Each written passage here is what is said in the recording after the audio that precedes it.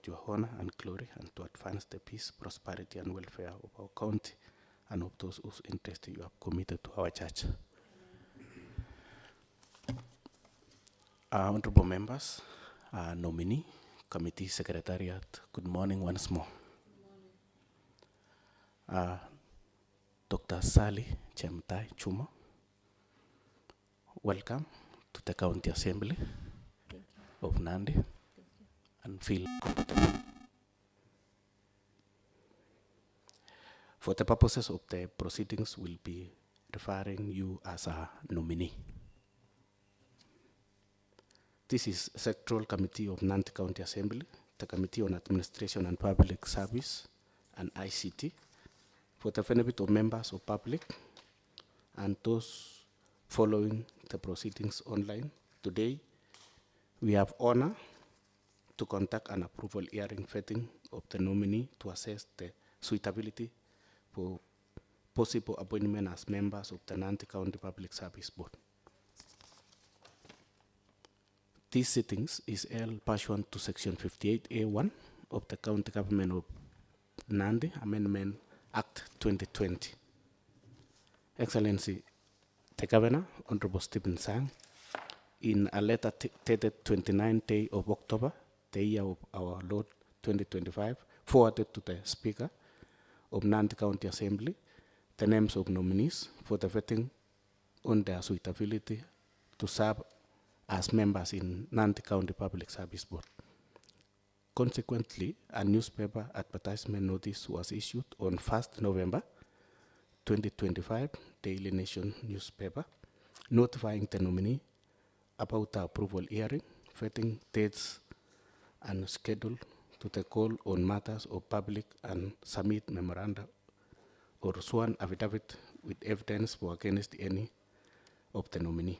Further, pursuant to Nandi County Assembly Standing Order number 4613, the Honorable Speaker committed the names of the appointment of the nominees to the Committee on Administration and Public Service for consideration and vetting.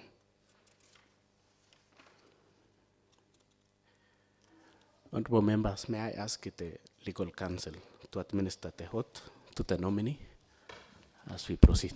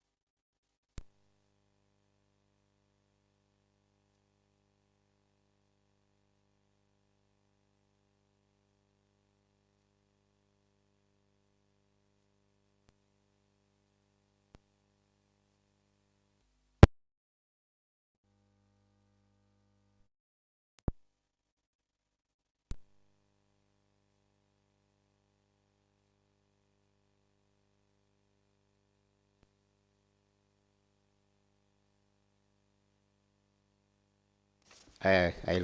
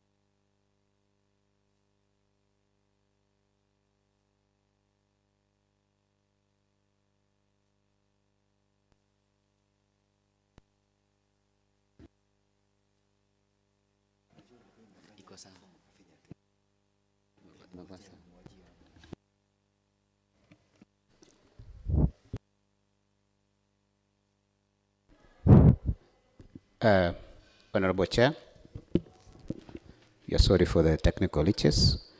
I wish to welcome the nominee and ask her to be upstanding. Daktari nominee, which faith do you profess? Our Honorable Chair,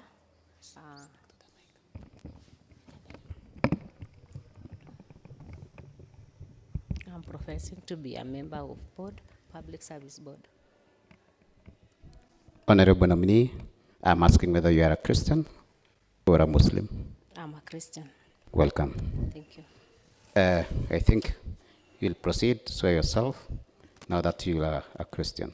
Kindly, you'll hold the Bible using your right hand and place it up as you proceed to swear yourself.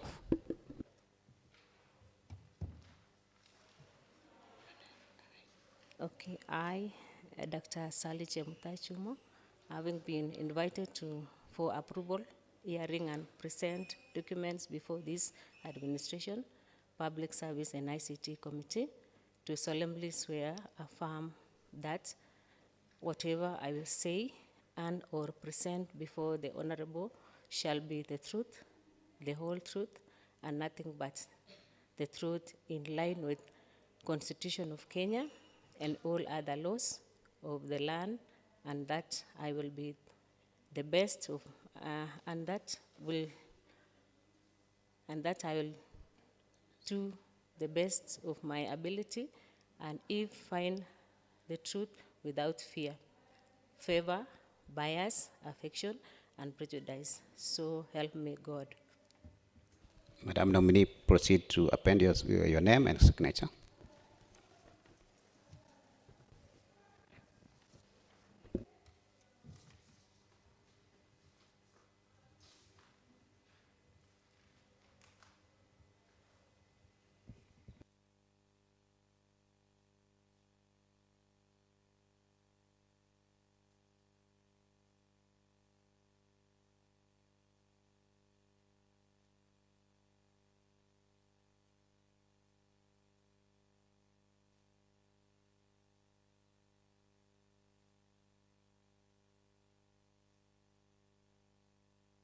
Thank you and all the best.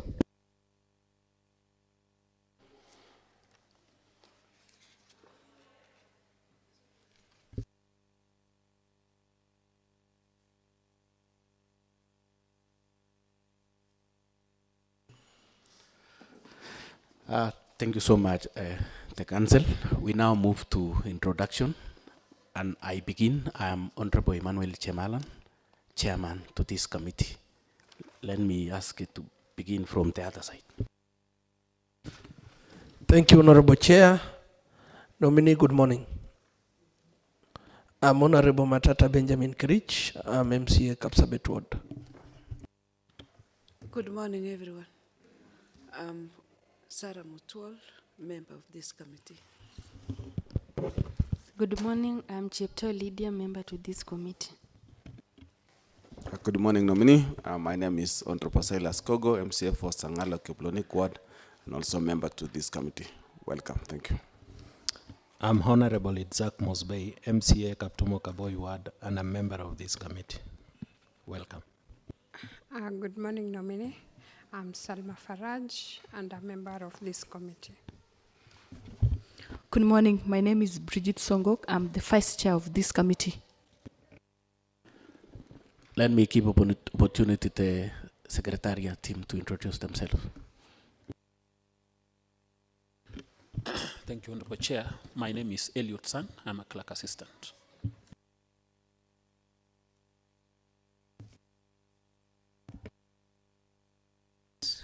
Sorry, I'm Kiri Justice, part of this, the secretariat to this committee.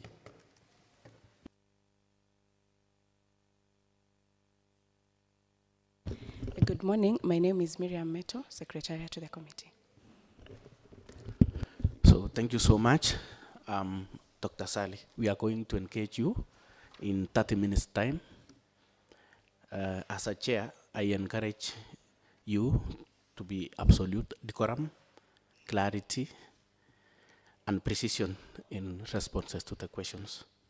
Kindly answer the questions through the chair, and questioning will be largely bordered on your suitability to occupy the office. Members of the committee will therefore ask you questions about your suitability to occupy the said office. Dr. Sali, kindly forward the following clearance documents as required by Chapter 6 of the Constitution to the clerk. The compliance certificate, clearance certificate from HELP, self-declaration form, certificate of good conduct from DCI, clearance from recognized credit. Okay, can you submit?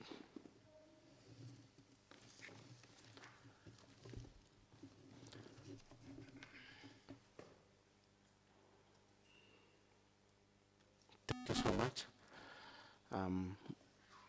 Dr. Sally Chuma, you have 7 minutes to proceed. Before I now give you an opportunity to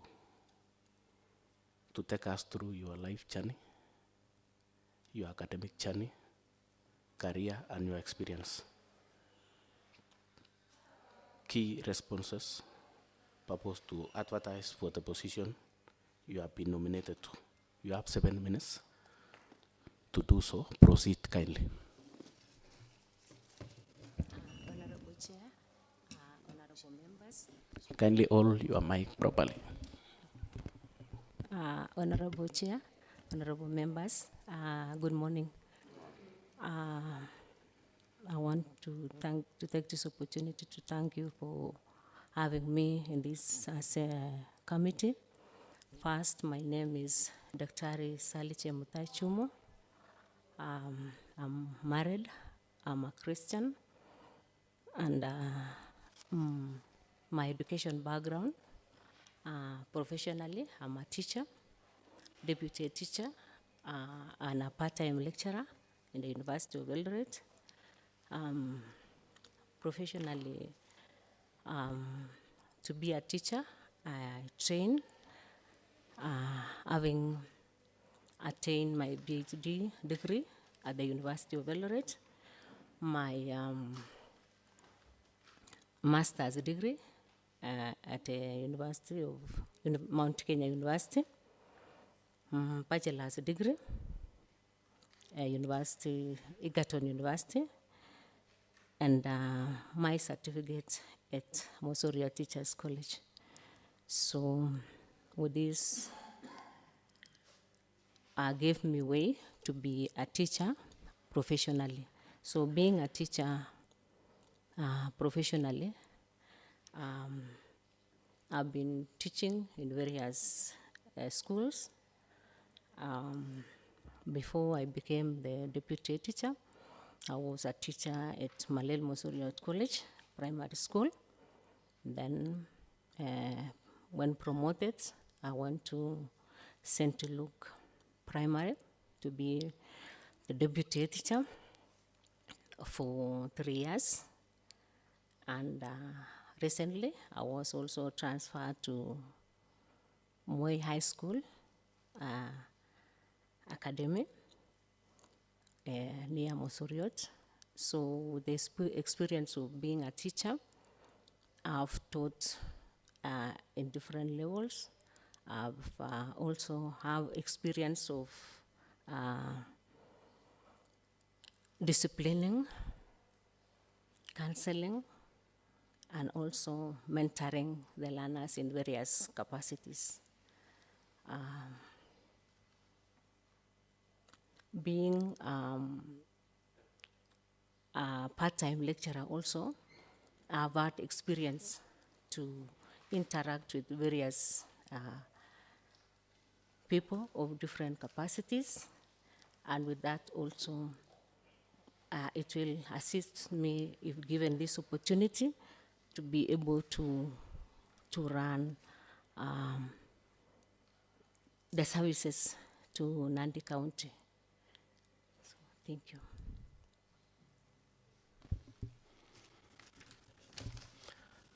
Thank you so much, Dr.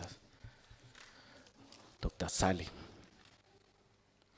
At a personal level, what is your net worth? Keep us in details. Okay. At my personal level, I'm worth over 5 million, exclusive of the family property. But for the property which I have as a person or as an individual, I'm worth over 5 million. So when we have a land, I have a land worth 2 million. I also have a project, a poultry project, which is worth over 240,000 per month, per year, not per month. I've also invested in the circles, so I've saved some amount. I also have rental houses worth over 240,000 per month, per year. And also we have farming, maize farming, where it also has some income worth over 240,000 per year also. We have a tea farm where we harvest tea to Sangalo.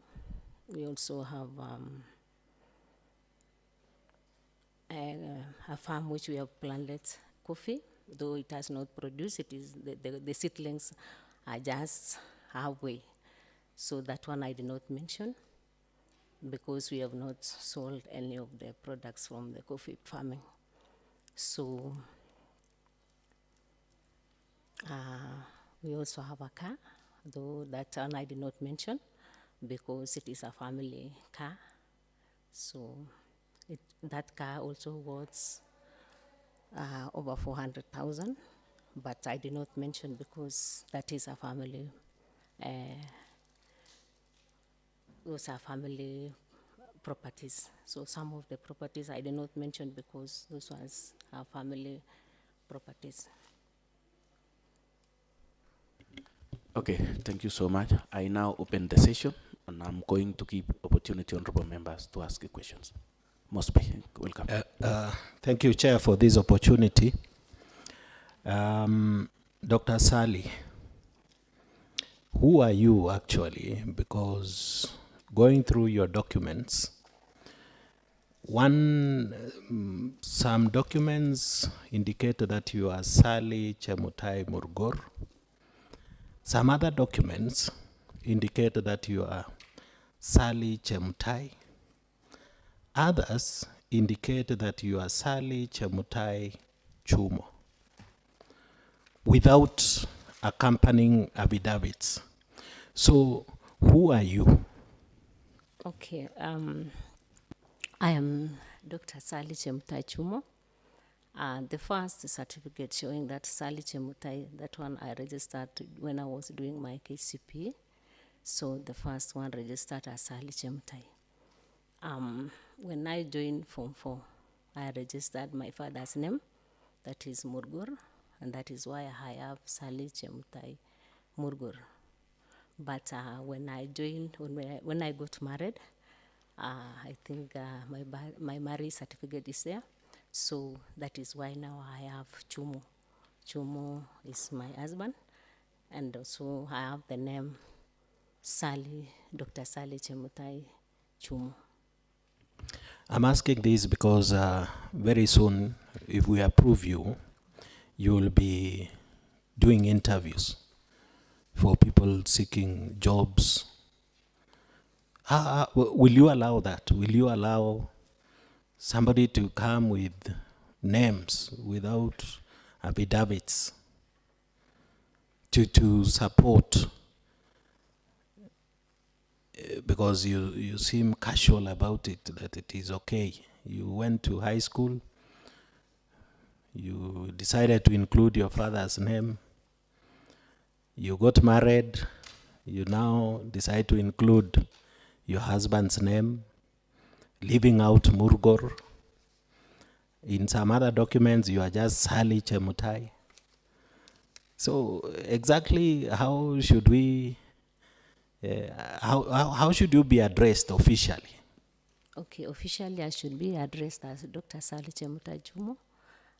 I had a document which showed the change of names, but that document got lost, and I'm looking forward for another one. I have applied, but I have not received that document. I'm waiting for it.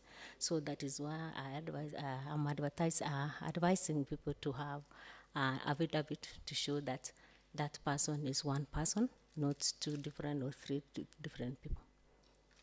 Okay, I'm asking this chair, through the chair, because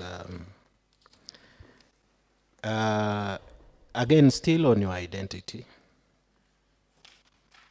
you've indicated that you have an experience of 10 years teaching, lecturing in the university, right? Yes. And you have 28 years, or rather you had 28 years in TSE, separately, right? You combine that, you have a total experience of 38. And Sally is now 53, right? You're 53, right? You do simple mathematics. You started teaching when you are hardly 15 years. Is it possible? Not unless you explain that discrepancy in the information that you've provided us. Thank you, Chair. Okay, Honorable Chair, to that question, I have 28 teachers teaching experience. I started teaching when I was 22 years. And having 10 years, it is inclusive of, because I went to further my studies when I was already a teacher. And so having the first degree, the second degree, I was already a teacher. And to teach as a part-time lecturer, I have 10 years experience teaching at the University of Eldoret, as indicated by the papers there. And because it is part-time, it is you are not given something to show that you have different years of teaching, but because it is part-time, you teach during your free time. Especially I've been teaching in the evenings or online classes. So within this time of teaching or being a teacher, I have the 10 years inclusive of the 28 years of teaching experience. Must be you satisfied. Thank you, Chair. Thank you. Honorable Chair, before you give to another member, maybe a follow-up question on the issue of variance in names. Legally, you know it is not allowed that your certificates have different names. And now that you've put that, you've applied the one that you had showing that you had taken the legal steps that are needed, do you have any proof so that as we resort to do a report, do you have any proof on that application? Honorable Chair, I have only my marriage certificate included in the papers there, but for that proof, it got lost, so I went and applied for another one, and I'm waiting for that one. I'm asking for the proof for that application, not the one that got lost. The proof for the application for us to enable this committee to rely and believe that you've taken the relevant steps. No, for now, I don't have any proof, but it is in process. So how shall we, Madam Sally, how shall we as a committee believe that you've done the necessary. Because now, as a committee, we know that the law does not allow variance in names. And approving you, somebody might challenge this in court. So it could be better that we have a proof that you've taken the legal measures to align your names. And that is what I'm actually interested, that if you have applied, can we get some proof that you've done that? Given time, I'll prove it. I'll bring the papers to table before you. Okay, let us move on. Honorable Salma. Nominee, I have a question for you. As a professional teacher, that's according to your documents, and concerning public office, are you in any way active in politics? Honorable Chair, I've not been active in any politics. I've been just a teacher, teaching, progressing on with my career.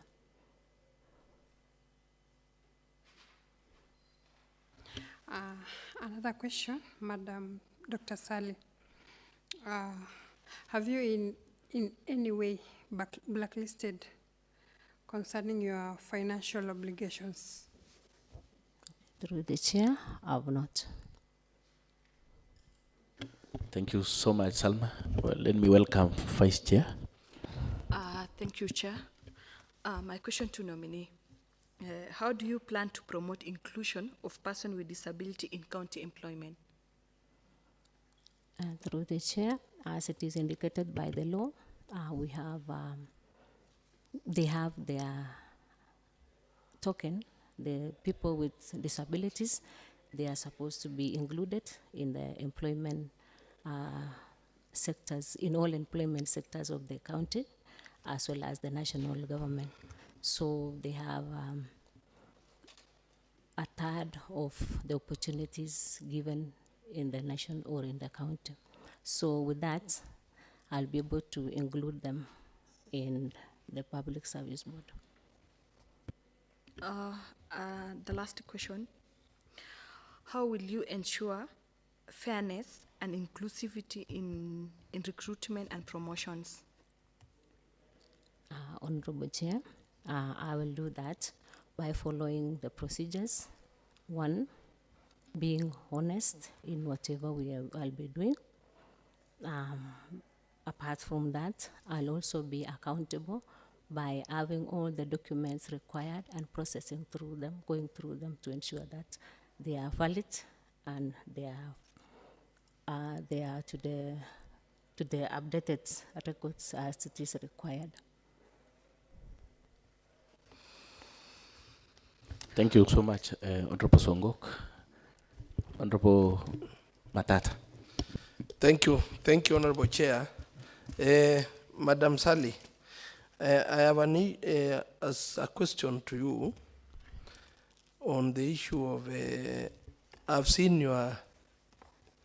your curriculum, and I've seen that you worked in various institutions. What can you be remembered for in the various institutions that you worked? Number two, are you conversant with the County Government Act on matters relating to the Service Board? And if so, the Act does not allow a public servant to be in that board. And I know and I believe that you are a public servant. True or false? True. So what measures, if approved by this committee, what measures will you take? Because the Act squarely does not allow any public servant to be in that board. So if you will have a chance to be approved by this committee, what are the measures will you take so that you align yourself with the Act, So you can answer those, then I still have some few more. Okay, thank you, Chair. The first question, what can I be remembered of? So one, from the institutions I've been teaching, I've mentored many learners, whereby most of them now, they have completed their education. They are in various universities, others are abroad. And this is because of hard work, dedication, and that is why they were able to perform well in their studies. Secondly, on that issue again, remembered the school where first administered my leadership skills as a deputy teacher. It is one of the performing schools in Nandi County. That is ACK St. Luke Brigade. And the principal of that school was awarded the award by the president because of the good results. So she could not do it alone without the assistance of the deputy head teacher, and that is why the school performed well. In the school where I am now, the school was low, but hope that the results which will come this year, it will be good because of the good performance or good teamwork which we had with the head teacher of the institution and the members of staff. The second question about the law. I know I'm a civil servant, and given this opportunity, one, I'll write to my employer for resignation so that I will resign. And after writing to them, I'll also table the documents to this committee to show that I've done it and it has been approved, and I'm fit to be given the opportunity as a member of board. Thank you for your response. The issue also on your skills, I've seen that you supported some of the devolution programs, developing fundamental activities for capacity building and strategic planning in the democracy and governance. Maybe you can note down so that I will have some other few. And then I've also seen an issue to do with ethical leadership. So for a better understanding, I would like you to also expound, elaborate on what do you mean by ethical leadership and some of the governance tools, because these are your own, this is from your own documents. Yeah. And then I've seen that you also develop proposals. So you can also give us a few of the proposals and those that you actually manage to get the funding. Thank you. And finally, do you understand the issue of leave of service? And if so, can you please explain to this committee? Okay, come again with the last question, Honorable Chair. Issue of leave of service. Now that you have been a teacher for the most of your time in teaching profession, do you understand this term leave of service? And if so, can you explain to this committee? And maybe my last question. Do you really have the knowledge on the human resource? Because the County Public Service Board is actually, it deals squarely with the human resource element. So what is your experience? What is your experience in terms of human resource? And how will your experience and knowledge help the board to overcome some of the challenges that maybe they are facing? Thank you.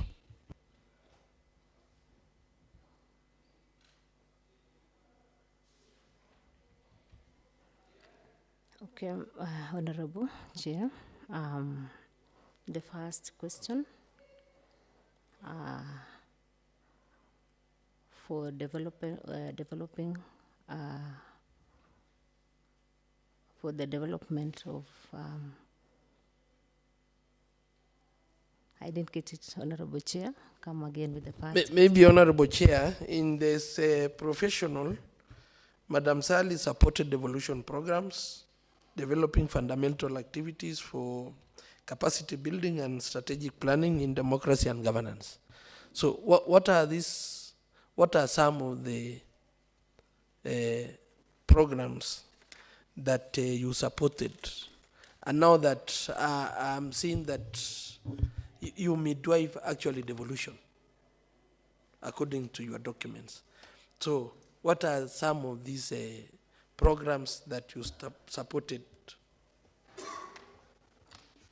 The programs I supported, one,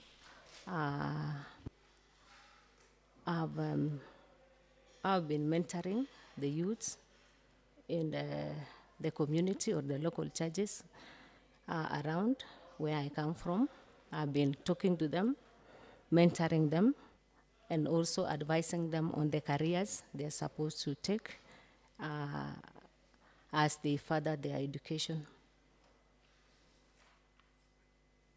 Okay. On the issue of leave of service? The issue of? Leave of service. Okay, the issue of leave of service, I understand it. And there is what we call the transfer of service from one sector to another.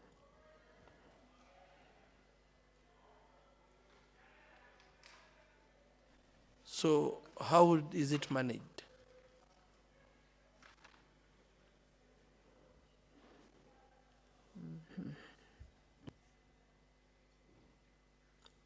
Or what do we mean by somebody being on a leave of service? When you are on a leave of service, I understand it by when there is that break when you are not doing or when you are not offering the services as in the department where you've been, so you are granted a leave to be away from service. I don't know if I'm clear. What are the terms? The terms of? When you are in a leave of service, what are the terms? I really don't understand that, Chair. You can. Okay. Okay. So thank you so much. Let me keep opportunity, Honorable Koko. Thank you, Honorable Chair. To one nominee, according to your career objective on the CV, you are telling us you are a responsible person and perform duties with integrity. Now, my question is, with respect to integrity, what are some of the qualities of a person of integrity? That's my first question. And in that, kindly give us three qualities.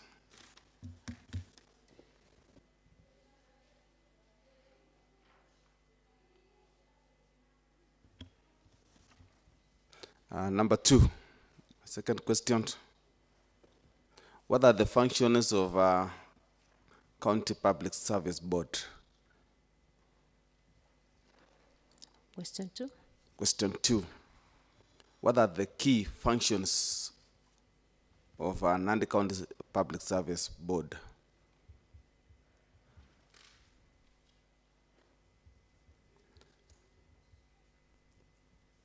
My that question is this, if given this opportunity to serve as a member, is this work full-time or part-time job?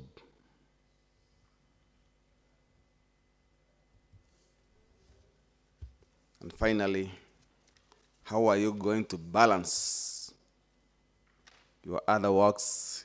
If, of course, you've told us that you are a part-time lecturer, You are a teacher in a certain school. Now, if given a chance to serve as a member, how are you going to balance? Thank you, Honorable Chair. Okay. Thank you, Honorable Chair. The first question about integrity. So one, we must be honest. I'm honest member. Always say the truth. Two, you must be accountable.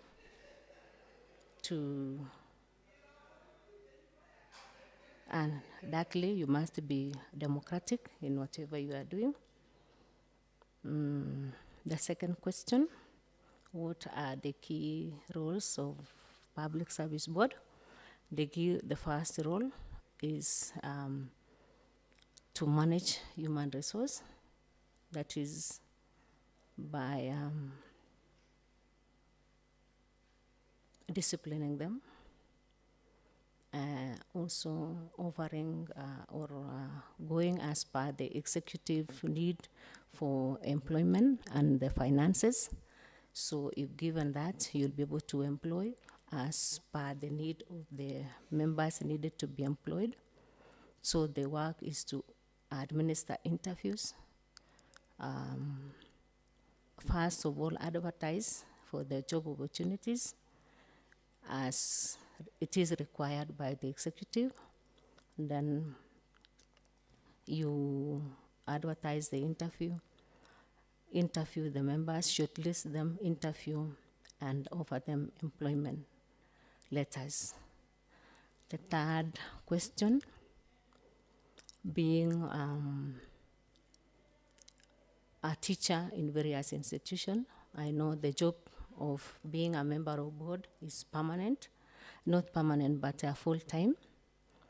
So as I resigned from the other job, so I'll have all the time to work with the Public Service Board. Maybe finally, Chair, to our nominee, why should this committee consider you as a member?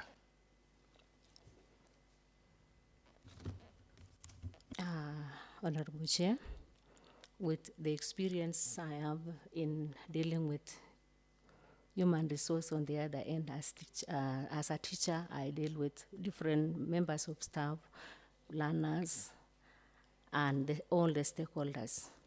So given this opportunity, I'll also be able to apply the skills of communication,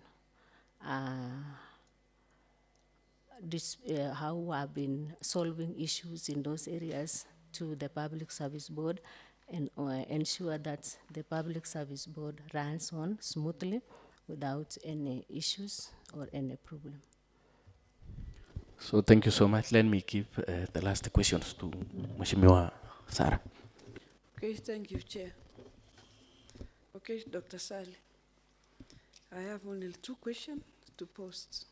So the first question is that handling learners or students throughout your work experience. So at times, you may have misjudged a situation and make a wrong decision. So how did you handle a situation whereby you yourself had given a wrong charge? Did you left it to go that way? Or how did you handle that situation? Honorable Member, come again. So I'm saying that throughout your work experience, you have been serving humans, and we know human is to err. So at times, throughout your service, you might have misjudged a situation, giving a wrong decision. So my question is that when you had that situation, how did you handle it? How did you come back to correct the wrong decision you have made? Because I know very well, dealing with learners, at times you might make a wrong decision. But how did you go about it? Because here now, the job you are applying for also deals with humans, and there are a lot of mistakes people can make. Question 2, there is separation of powers between executive and the county assembly. So my question is that can you just come clear what are the roles of the executive and the roles of the county assembly? Thank you.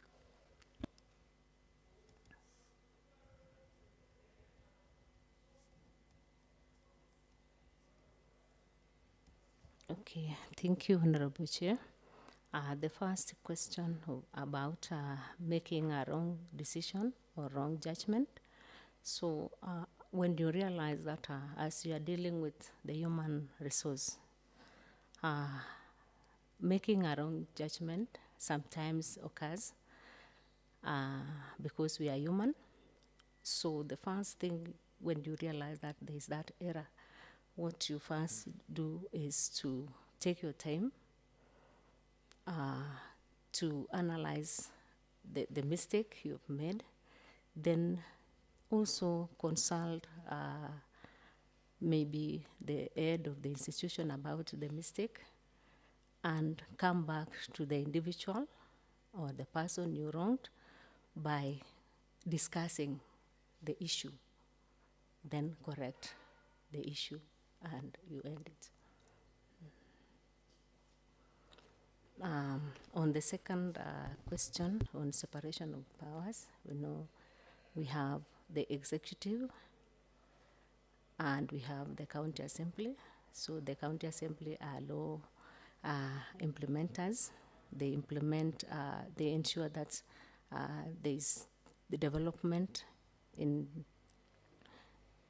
or they give the proposal of the developments they want to be implemented in various sectors.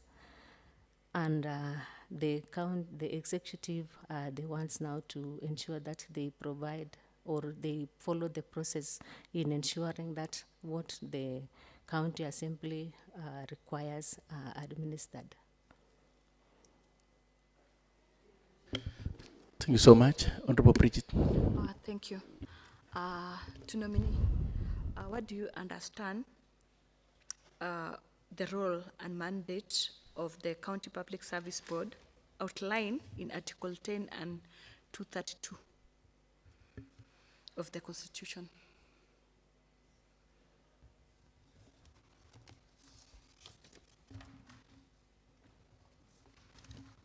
The second question is what motivates you to serve on the Nandi County Public Service Board? The last one, how could you handle political pressure in recruitment or promotions?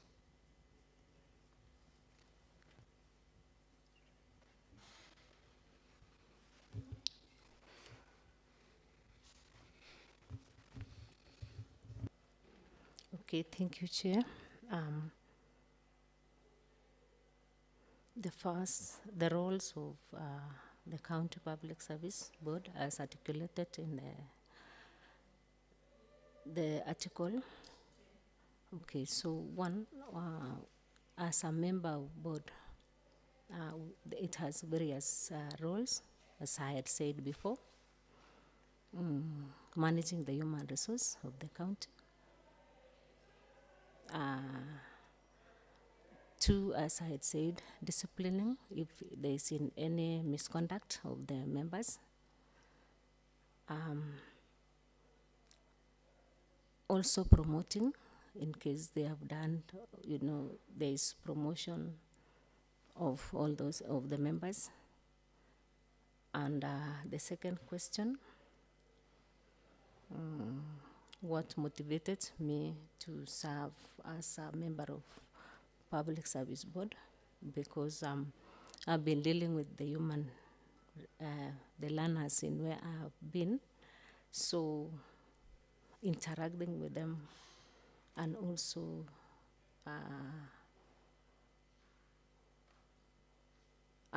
doing, apart from interacting with the learners, interacting with or offering the services to the community. So I saw it that it is good also to serve the Nandi County, to provide the services and the experience I've had to the people of Nandi. The third question, how to handle political pressure. As a member of board, you should not be of any political party. You should be, as the board is independent, so that you avoid the pressures from different political parties. Thank you. Thank you so much. Honorable Bridget, may I give Honorable Mospe one and the last question? Daktari Sally, looking at your CV, it reveals somebody who has really worked hard in life to achieve to the point now where you hold a PhD, starting from the lowest level up to where you are now, right? I should take this opportunity to congratulate you for that, because it is not easy. Now, Daktari, you are being offered a contract of 6 years. Just briefly, tell us, how will a week for you look like when you are on duty? Where shall you be found? Shall you be, do you know the office that you are going to sit now, so that a representative of the people like me can come and find you there, so that you can address maybe concerns of my residents? How will your day or a week look like? Where shall you be operating from? And then finally, there is the aspect of corruption, which I don't know whether you shall deny, but we all agree in Kenya corruption is embedded. And Nandi Public Service Board is no different from, if you know what is going on. As we speak now, there are jobs which were advertised a whole 1 year ago, and suitable people to fill, or rather the process has not been concluded 1 year down the line. Who is to blame for that? Thank you. Thank you, Honorable Chair. I know where the office is. The county assemblies, not the county assembly, but the public service board offices. I know where they are situated. And I'll be available all the time as it is required. I'll be available in the office if given this opportunity to serve as a public service board member, to address all those issues required by the members. So my availability will be, I'll be available throughout the working hours as it is required by the law. The second question, the aspect of corruption. Corruption, I understand corruption is there, but as a member, to avoid corruption, must be honest in whatever you are doing. You must show or follow the integrity, the Chapter 6 of the Constitution of Kenya. So if you do that, you'll be able to avoid all these issues. Chair, just clarify. You know, you are just saying you have to be this, you have to be that, you have to be honest. Will you be yourself? What are you going to do differently? Because people are paying, at times there are allegations of that you will take some tip in order to tilt the scale to some. What will you do? What will you yourself do differently? What shall you do in order to rein on corruption and help maybe the poor who don't have much to pay in order to get to a given position that you shall advertise? Thank you, Honorable Chair. To me, I'll be honest in whatever I'll be undertaking. I'll be honest. I'll follow the procedures as required.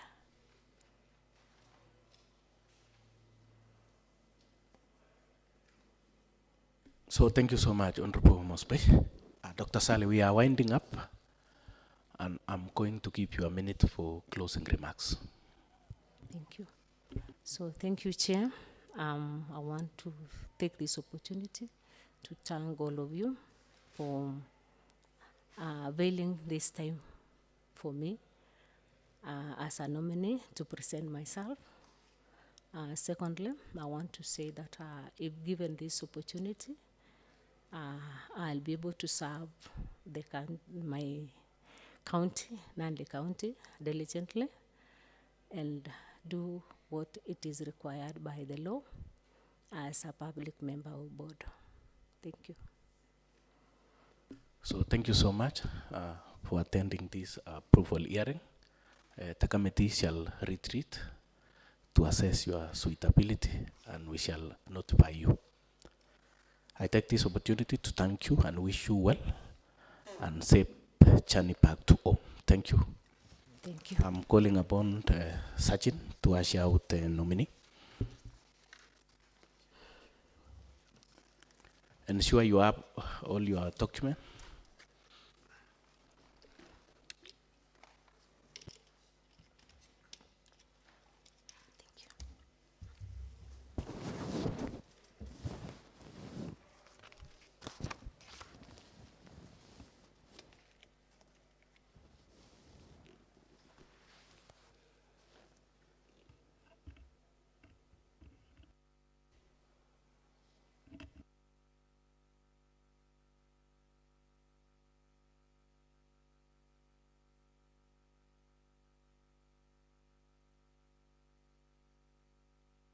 For the purpose of the proceedings, you will be referred you as a nominee. Okay. This is Sectoral Committee of the Nandi County Assembly, the Committee on Administration, Public Service and ICT. For the benefit of members of public and those following live proceedings online, today we have the honor to conduct approval hearing vetting of the nominee to assess the suitability for possible appointment as members to the Nandi County Public Service Board. This sitting is held pursuant to Section 58(1) of the County Government Amendment Act 2020. Excellency the Governor, Honorable Stephen Sang, in a letter dated 29 day of October 2025, forwarded to the Speaker of the Nandi County Assembly the names of the nominees for the vetting on their suitability to serve as members in the Nandi County Public Service Board. Consequently, a newspaper advertisement notice was issued on 1st November 2025, notifying the nominees about the approval hearing, vetting dates, and the schedule, and to call on members of the public to submit memoranda or sworn affidavits with evidence for or against any of the nominees. Further, pursuant to Nandi County Assembly Standing Order number 46(1)(3), the Honorable Speaker committed the names of the nominees to the Committee on Administration and Public Service for consideration and vetting. Nominee, you will be taken on an oath, and I'm calling upon the legal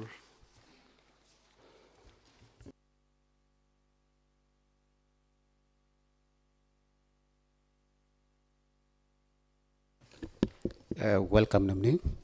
I'll request that you inform the committee whether you subscribe to any religion. I'm a Christian. Okay. I am a Christian.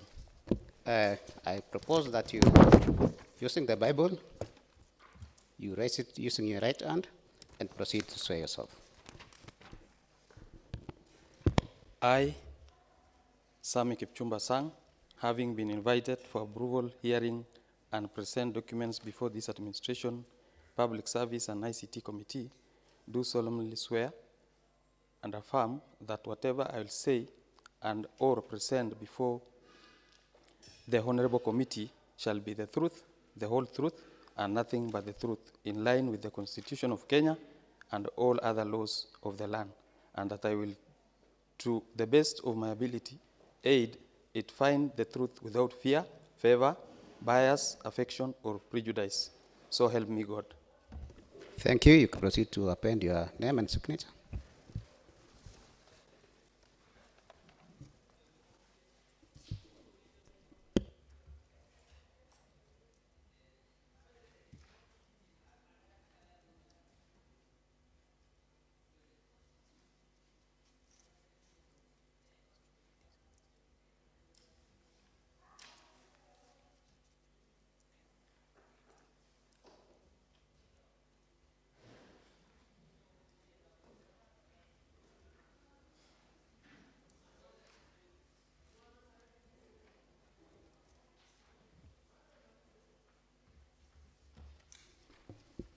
Thank you, and all the best.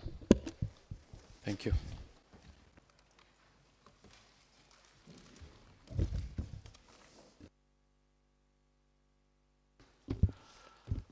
Thank you so much, the legal.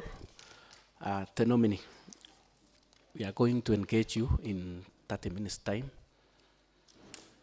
As a chair, I encourage decorum, clarity, and precision in responding the questions. Kindly answer the questions through the chair. Members of the committee will therefore ask you questions about your suitability to occupy the said office. And before then, I now give you an opportunity to take us through your life journey, your academic journey, career, and your experience. I'm going to give you 7 minutes. Kindly proceed. Thank you, Chair. I am Sami Kipchumba Sang. A resident of Nandi, born in Nandi South. And I am a teacher by profession, having graduated from Mount Kenya University in the year 2016. I have served for about 10 years as a teacher, and also I've served in the public as a constituency manager for Aldai constituency from the year 2022 to this year, July 31st. In that capacity as a teacher, as a manager, I've been able to perform different roles and duties as pertains the job description of the two. In the constituency, I served as a constituency manager where I oversaw the activities of the constituency office. As a teacher, I taught in several schools. Under TSC, I served as a teacher of business and geography in a school in Wazingishu from 2018 to 2022. I also served in the private schools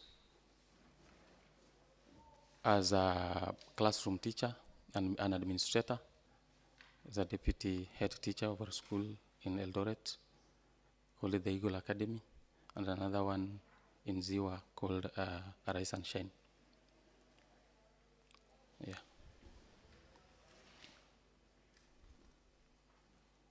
Okay. Thank you so much, nominee. Kindly forward the following clearance documents as required by Chapter 6 of the Constitution to the clerk. The compliance certificate, clearance certificate from HELP, self-declaration form, from ESCC, certificate of good conduct from DCI, clearance from recognized credit bureaus, together with the original ID card and academic certificates.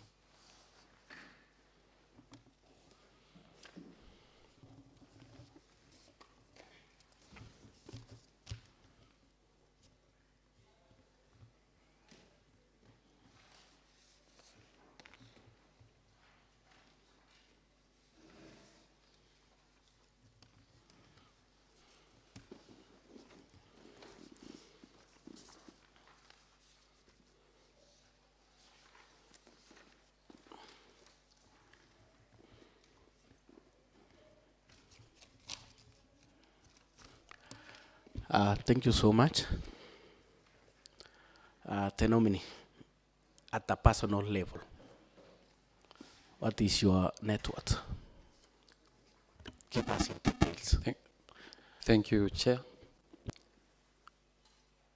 My net worth is approximately 10 million. The 10 million is as follows. I own some pieces of land that amount to about 4 million.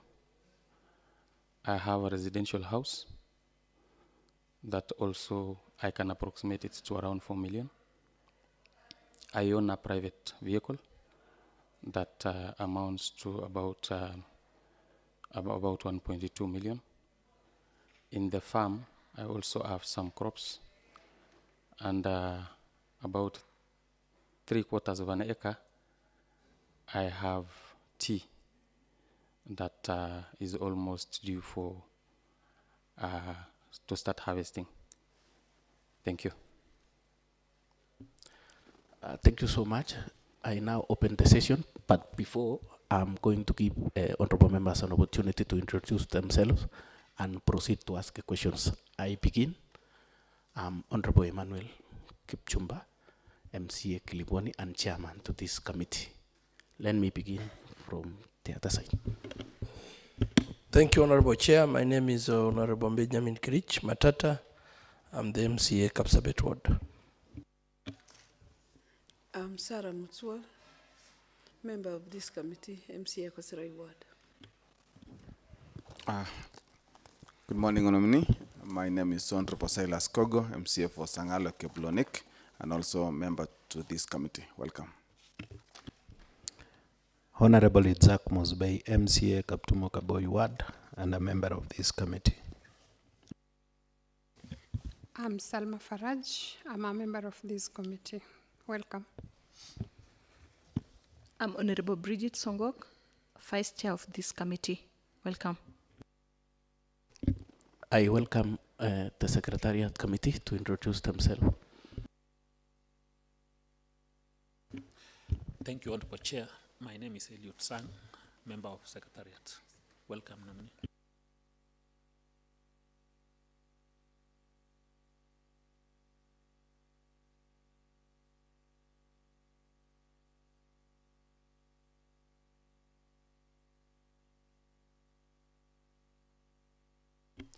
Thank you so much. I now open the session. I'm calling upon honorable members to ask questions.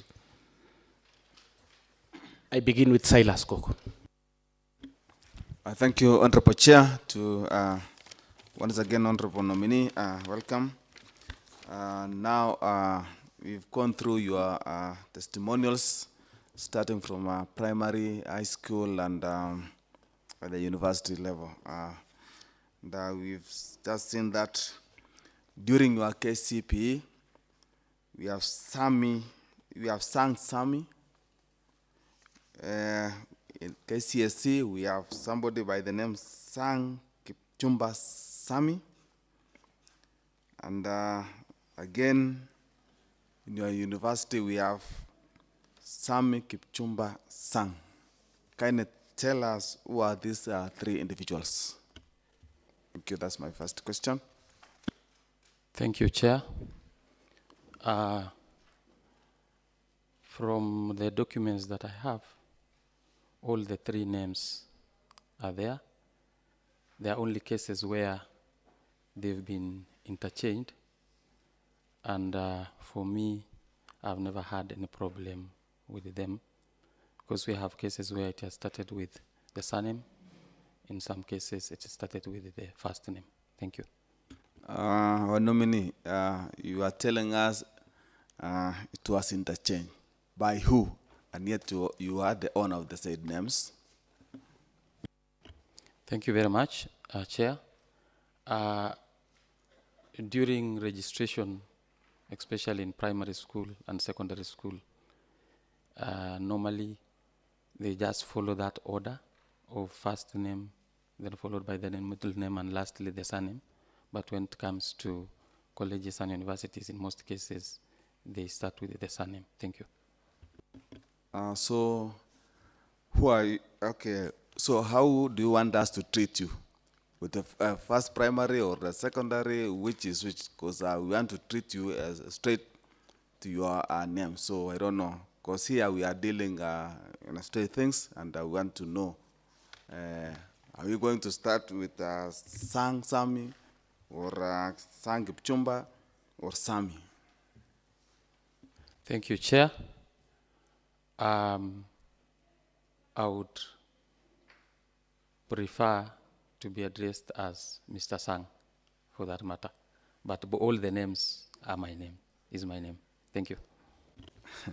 So, you know, Mr. We want to treat you as Mr. Sang, not Sami. Now, if at all, if this committee sees fit to give you an opportunity to be a member, and now,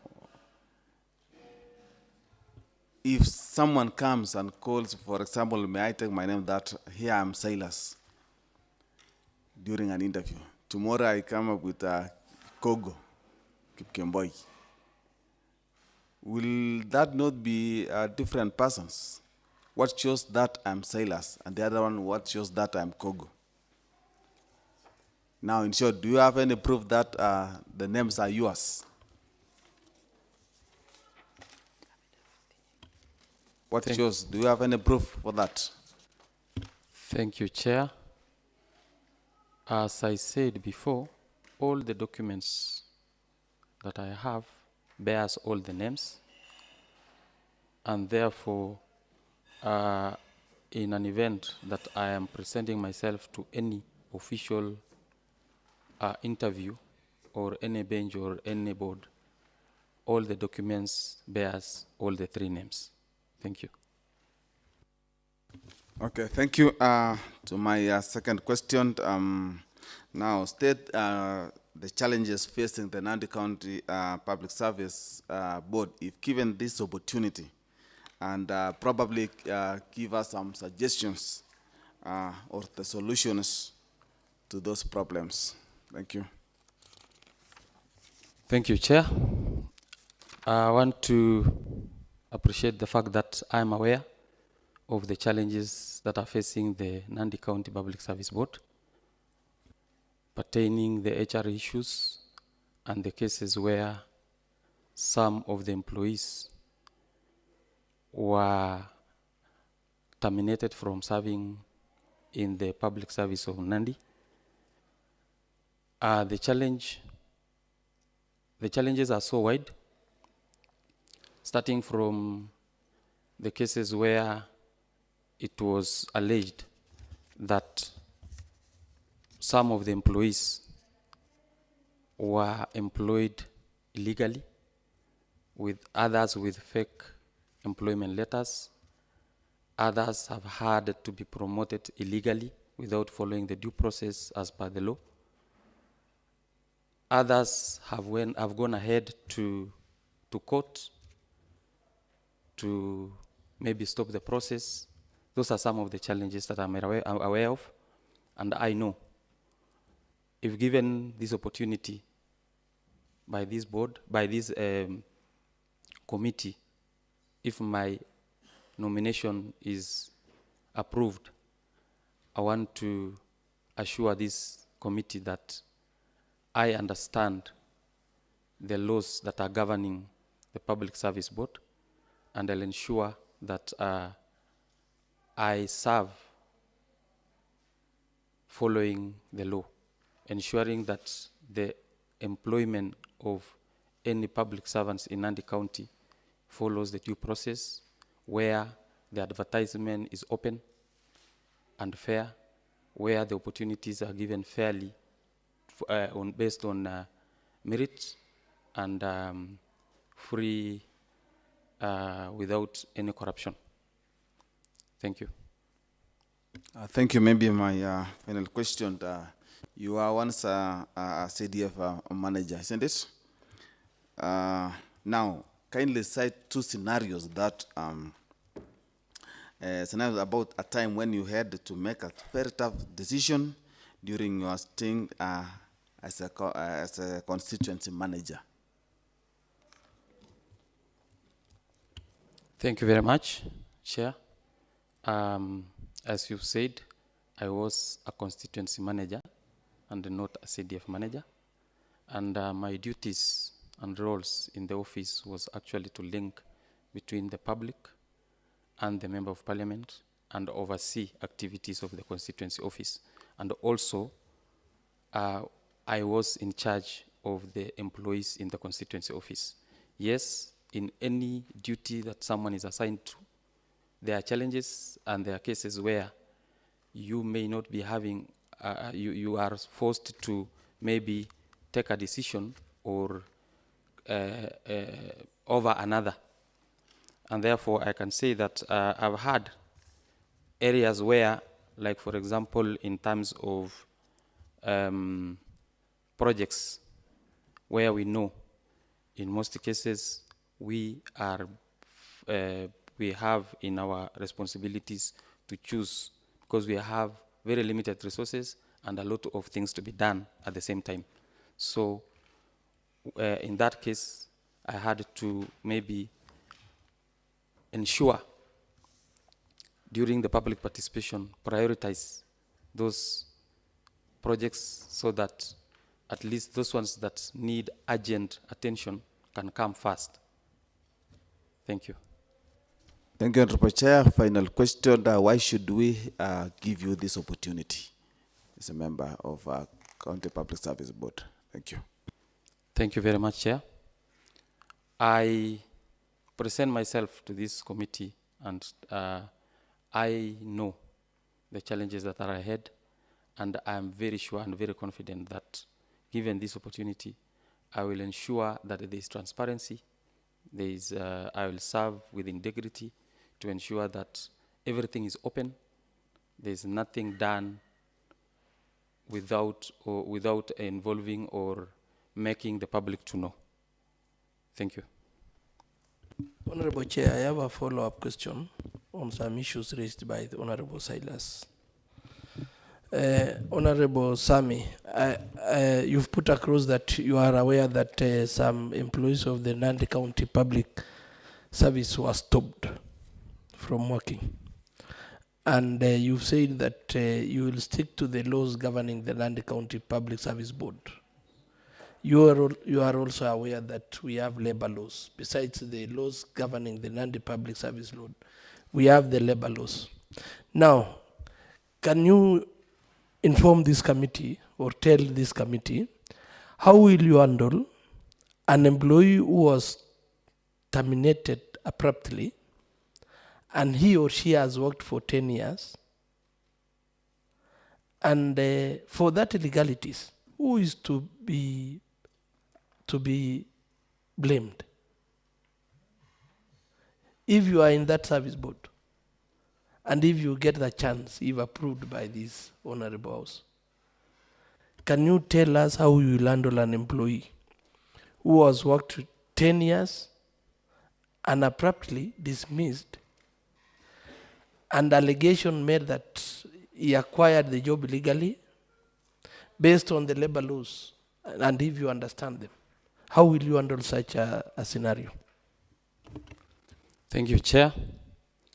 As I said, I understand the challenges, and as the members raised concerning employees whose service was terminated, some of them having worked for even up to 10 years, and what I will say to this committee is that as a member of Public Service Board, I know of the laws that governs public servants, both in national and the county government.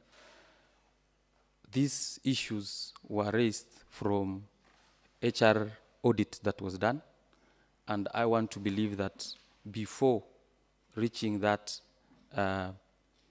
extent of terminating, there must be a due process of measures to be taken, which I think must be following also the law. And therefore, for my case, I know the records are there. Once given that opportunity, we will also be able to follow so that no one or neither the government nor the employees suffer any situations where they are not fairly heard. Thank you. Maybe my final follow-up question. The honorable member asked you about an instance whereby you had to make some crucial decisions.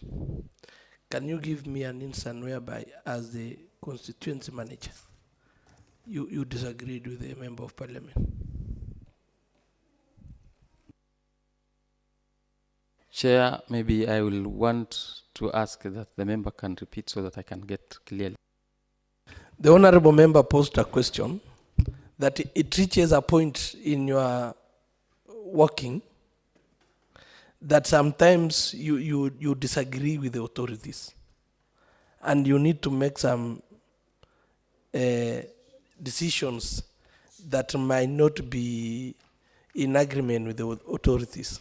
Now that you worked as a constituency manager, can you give us an instance whereby you've made such decisions that maybe you are not in agreement with a member of parliament? And for clarity, when were you the constituency manager? Maybe that part, I missed that part. Thank you very much, Chair. I was the constituency manager. I'm the immediate former constituency manager of Aldai, having worked from 2022 to July this year. I want to say that in the case of being a constituency manager, the decisions are majorly made by the member of parliament. The advice could be given by several people, including a committee, which is the CDF committee, which sits to prioritize and do everything and plan everything on the programs and projects of the constituency. So I've never had specifically a case or a situation where we differed with the member of parliament, because at the end of the day, you advise and she will make the decision. Thank you. Thank you so much, Honorable Matata. Before I proceed to give opportunity, Honorable members, I would like to give opportunity to friends of committee who are behind us to introduce themselves, and then we move on.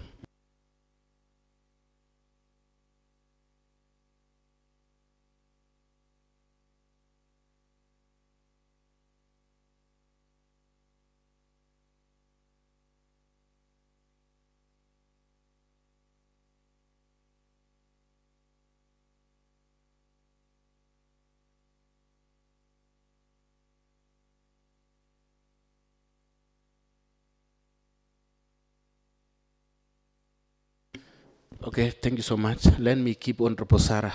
He has a follow-up question.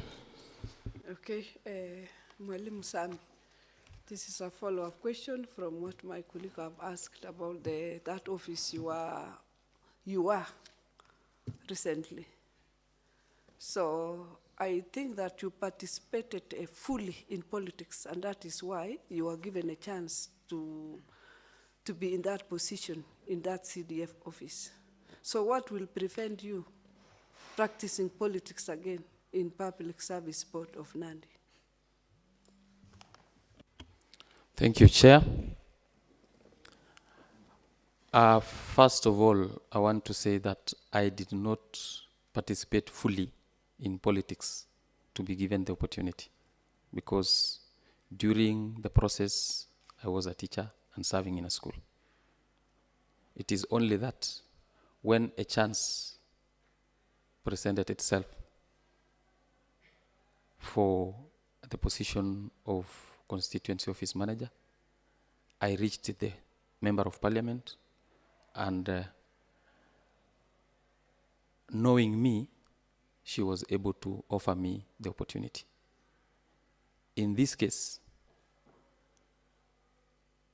I am here to present myself to the position of a member of public service in Nandi County, knowing the roles and what I'm expected of, and therefore I will not be partisan in any politics, but to serve, to ensure that our county gets the best services from the public servants. Thank you. So, Mr. Sang, were you dismissed or you resigned? I resigned. Why did you resign? I felt that it was the time to serve in that capacity as a constituency office manager. It was my right time to exit. Honorable Chair, I have a follow-up question. On the same issue, you felt it was your right time to exit. Why? Secondly, the honorable member here, I've asked a question about you participating in politics. And you've said you knew the member of parliament and you approached, is it her? And she gave you the job. Was the job advertised? Thank you, Chair.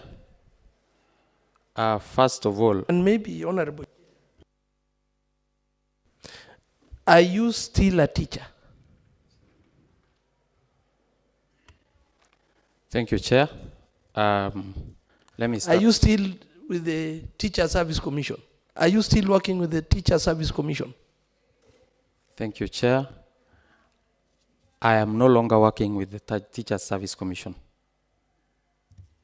Thank you. From when? From the year 2022. So when you are constituency from the year 2022, when? Exactly when? I resigned from Teacher Service Commission to serve as a constituency office manager. Can we have that, Honorable Chair, can we have that resignation letter be approved? The nominee to submit that resignation letter and the correspondent from the TSE.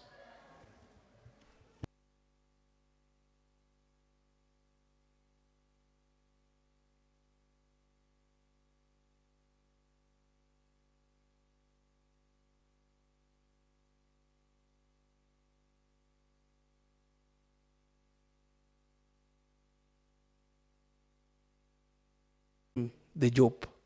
I've put across that, was the job advertised? That was the question. Okay, thank you, Chair. The position of a constituency manager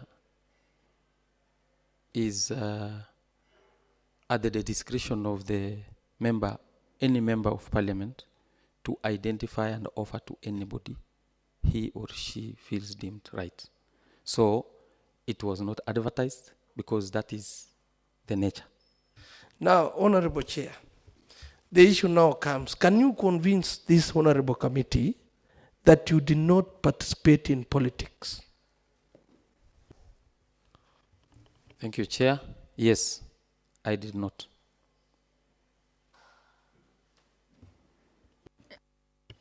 Chair, a follow-up question for Honorable Matata.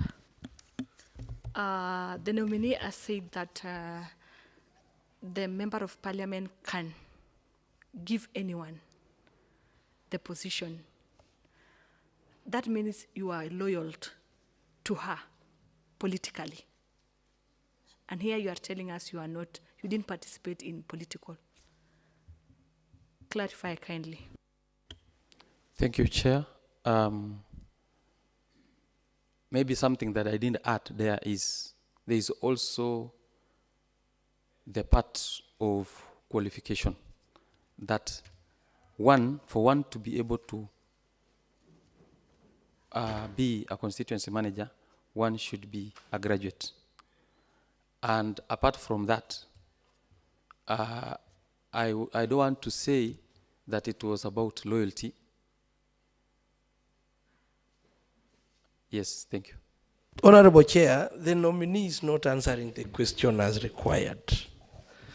Honorable Chair, we are all politicians. Even us in this committee, we are politicians. And it is a trend that you reward loyalty. It is not by coincidence that you are given that post without you having any connections with the member of parliament. So you know you've taken the oath. And if you are going to lie to this committee, it will not be good. So it is also good to be honest. We are all human beings. And you being associated to the member of parliament is not a wrong thing. It is not wrong. That alone cannot be a reason to deny you this position. That alone cannot be the reason. Secondly, on that issue of resignation, you need to tell us the concrete reasons that made you to resign from that position. Because even me as an MC, I cannot just wake up one day and resign.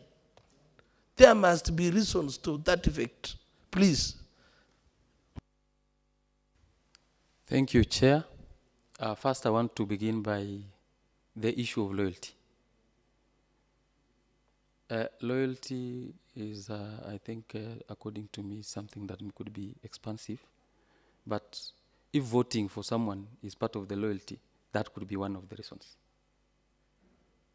Thank you. The second one is about the resignation. You've told, you want me to explain, give a very valid reason why I resigned. And I stated that it was my personal decision to resign. For my case, I may not be able to explain a lot based on that, because that is what I made a decision to do that, because I came to realize, first of all, that that was a political seat, because it is something that someone can wake up one day and decide that I no longer need you here. So before it reaches that point, then as a professional, I can still serve this country in a different capacity.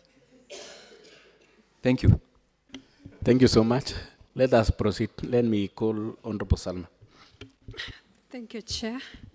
Mr. Sang, according to your CV and according to your briefing when you started, you say you're a teacher by profession and you served as the constituency manager in Aldai since 2022 up to July this year. Kindly give us 5 ways in which your qualifications and work experience is relevant to the position you've been nominated to. Thank you very much, Chair. First of all, having said that I've worked as a constituency manager, I've told you the roles and the functions that I used to play as a constituency manager. I was overseeing employees in the constituency office. I was handling them in matters remuneration, in matters returns, because constituency office employees are paid by the liaison of Parliament of Kenya, and therefore all those, again, I was handling issues to do with the operations of the constituency office. As a teacher, I worked in different capacities, as a classroom teacher, assistant teacher, a head of department, and at some point I was also a deputy head teacher. Having handled issues dealing with employees and other colleagues in the same field, I am very confident that given this opportunity of the County Public Service Board member, I'll be able to show my expertise in ensuring that whatever services I'm going to offer in the county will be fit for the betterment of our county. Thank you. Thank you so much. Bridget. Mr. Sang, what does good governance means to you in the context of county public service? Thank you very much, Chair.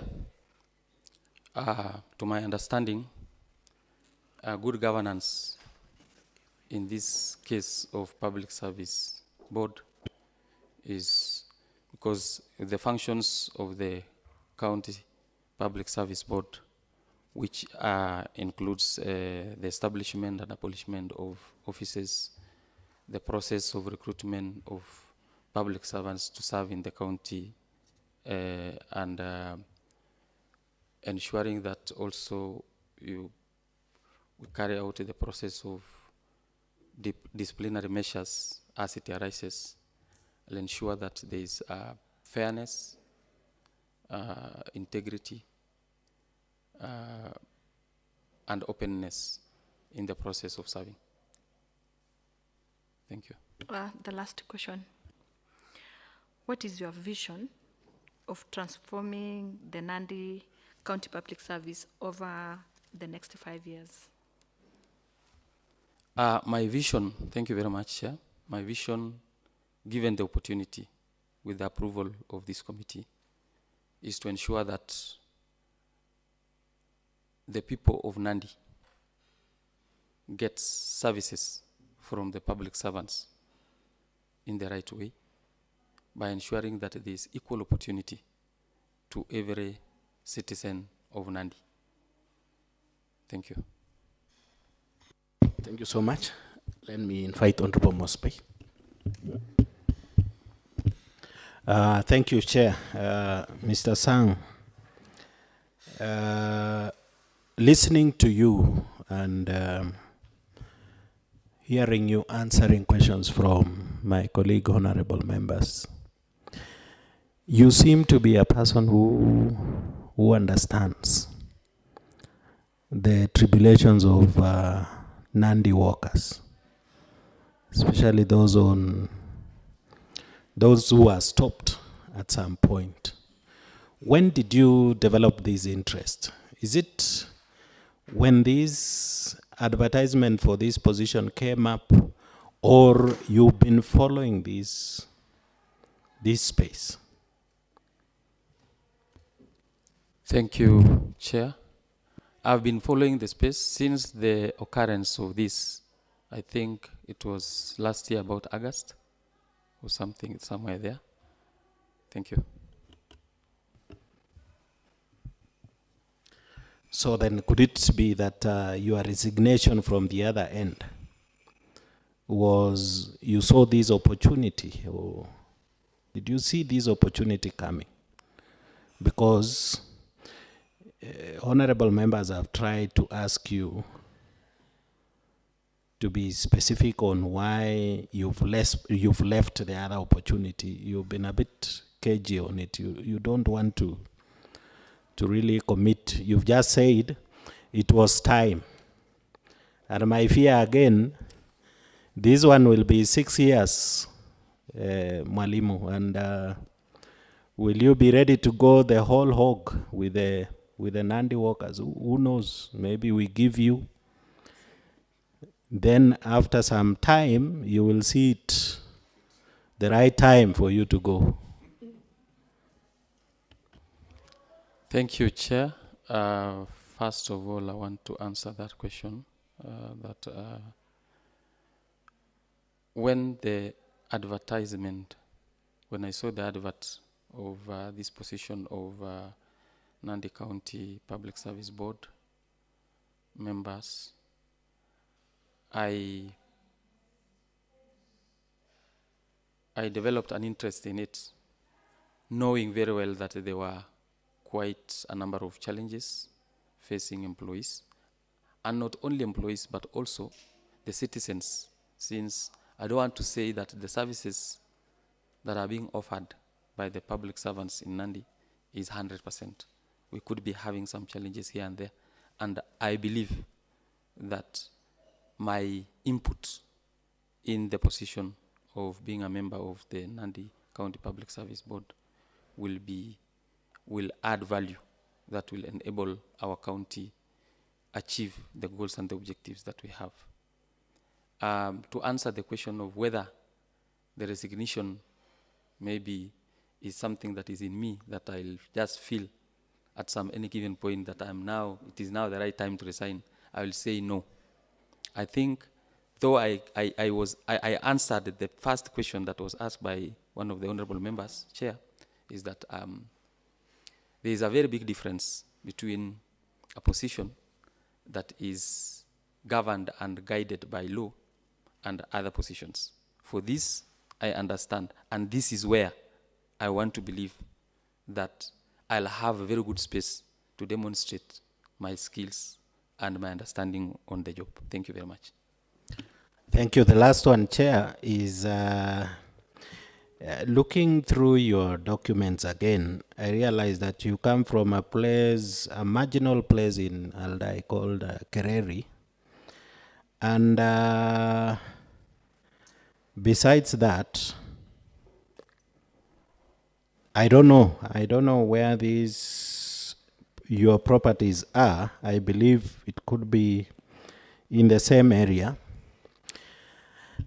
That resident from Kereri, an MCA from wherever in Nandi wants to see you over matters of, because now you are going there, that's a public office.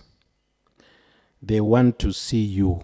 Where will they get you? And again, this aspect could the fact that you come from an area where there are challenges, will it create a conflict of interest? So actually 2 questions. Will you want to come and empower maybe? And the honorable member from that area is seated behind me. Will it create a conflict of interest? And then again, where will you be found, Mr. Sang? Where will you be found?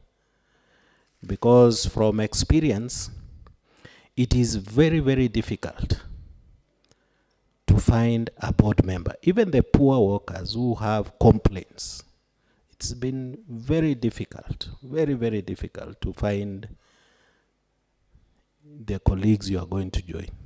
Thank you. Thank you very much, Chair. The first question was where you will find me as a board member in the event that I'm approved by this committee. I want to say that there's an office where the board members sit, and the availability of members of the board is also in the law, the working hours, the job description, and everything, and therefore I think that one could be, I will say, in the office at normal working hours as per the law. Number 2 is about the conflict of interest in maybe where I come from. After you've mentioned that it is it could be a place, I could say, maybe a remote area or marginalized.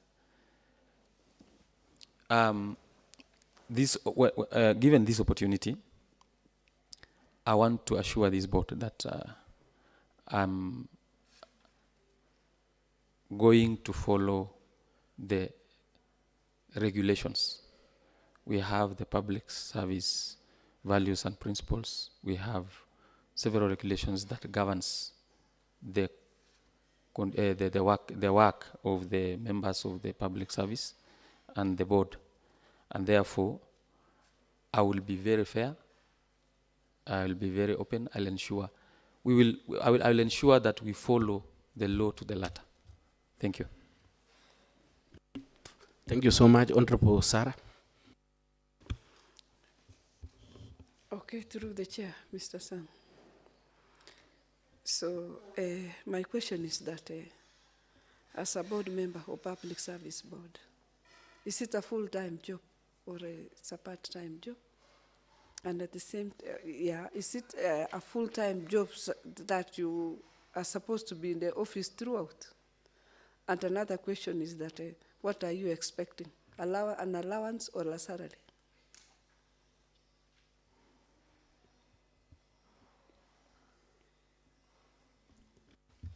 Thank you, Chair. The first question is whether this job is full-time or part-time. I'll say that based on the advertisement and also from the law, this board is a contract of a period of 6 years, non-renewable. It is, to my understanding, it is a full-time job because one cannot serve in the board and at the same time work elsewhere. Secondly, is about the remuneration of the job. That I'll say that we have two types of remunerations. When if it is a full-time, it is a salary, and if it is a part-time or if the member is paid a sitting allowance and other allowances as per the SRC. Thank you. Yeah. So what is the difference between a public service board and any other boards of institution? Because for boards of other institution, they only get their allowances. There is no salary. So what is the difference between this one and other boards of other institutions? I think the main difference of between this and the other boards of other institutions is that in this, the first difference is that this is it is a board that is a contract of 6 years non-renewable, and the other boards can be renewed. The process, the other boards sit, they are given specific number of days they sit, maybe in a week or in a month, while this other one, because of the processes, like for example, the process of establishing an office, it could be something that runs continuously, and therefore you cannot be able to specify and say this work can be done within this period of time. Thank you. From your document, I've seen that you are a young person.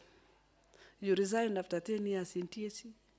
You resigned after 2 years in the CDF office, okay? And you have said very well that you will be comfortable to stay, to serve in this board for 6 years. So can you tell this committee if I'm wrong when I say that you fear tough situations? Thank you, Chair. Yes, because anything that you foresee that you look for a loophole to get an exit. Because with the Public Service Board, it is not easy, as we might be thinking about it. Yeah, there's a lot of conflicts in that board. And again, it is a teamwork. It is not a one-man job, it is a teamwork. So in school, it was teamwork and you resigned. In the CDF office also was teamwork and you resigned. Here again is an office of a teamwork. You don't work as solo. Thank you, Chair. I want to answer that question by saying that yes, I am a young person, but I want to disagree that I ran away from tough decisions. I want to put it in record in this committee that in every capacity that I've had an opportunity to work, I've ensured that I come up with solutions to problems. And therefore, I want to assure this board that I don't run away from challenges, but I face challenges and ensure that I get solutions to the challenges. Thank you. Thank you, Honorable Chair. Sami, how many employees did you manage in the CDF? I had about 16 in constituency office and about 14 in the CDF office. So a total of 30? Yes. Now, in the Nandi County Public Service Board, the employees of the Nandi County Public Service is more than 4,000. Do you have the capacity? Thank you, Chair. The work of the County Public Service Board is to ensure that we get to manage them in terms of ensuring that whatever is being done in process of employing, in process of the service delivery is done. But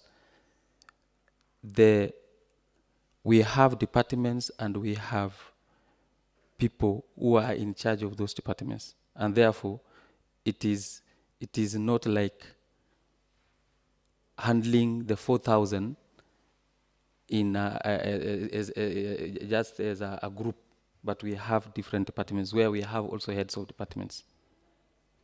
Thank you. Now, currently, where are you working? I'm jobless. Now, now, do you understand this term leave of absence? Thank you, Chair. Yes, I understand leave of absence.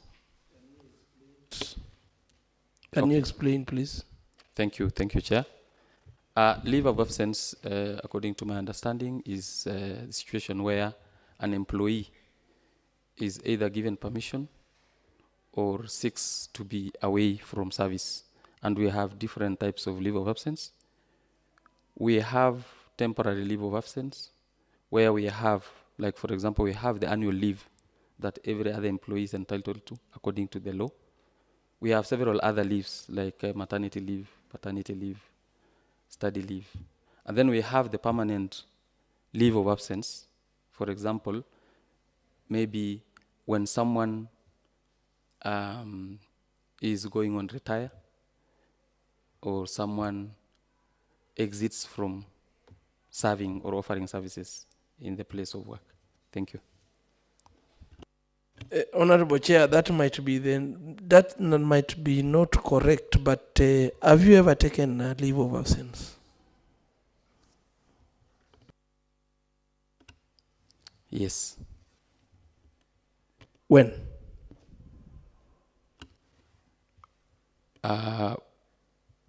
During my service as a constituency manager, in a year, there is that annual leave that one is entitled to, about 21 working days.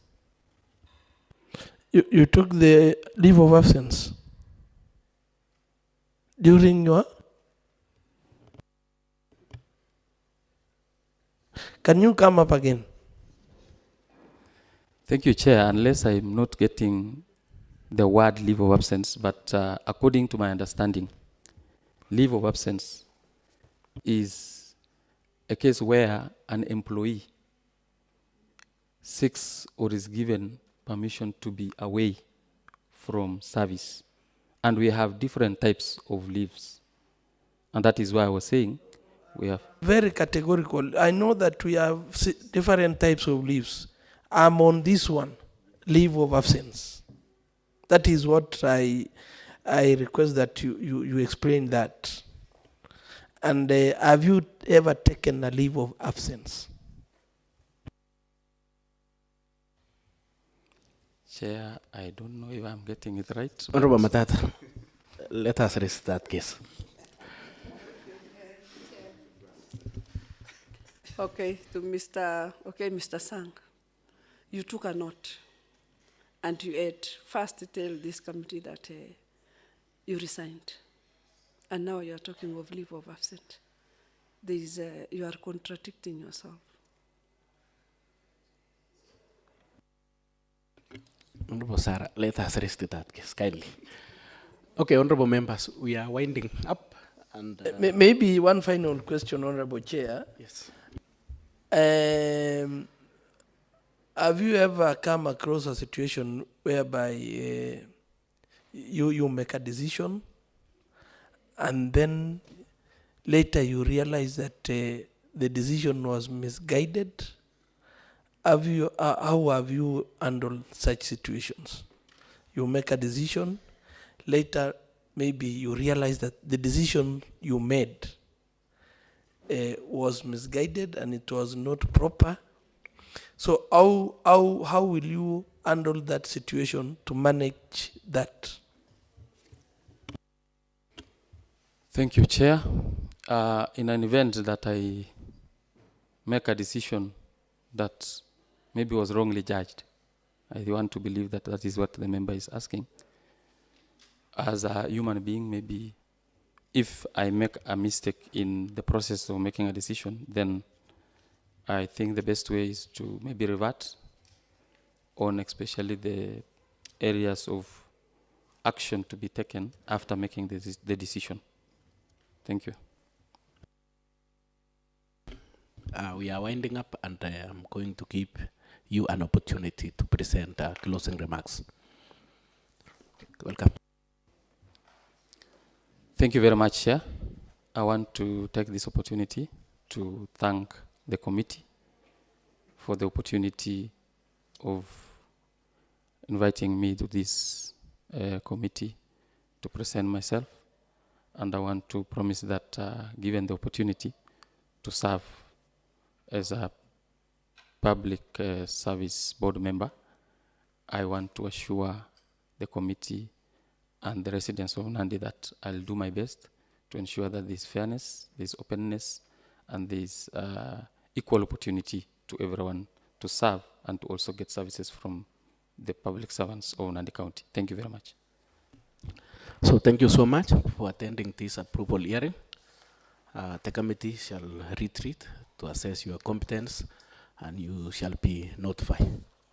Thank you so much. We wish you all the best, and ensure you take your documents. I'm calling upon the Sachin to usher out the nominee. Thank you so much.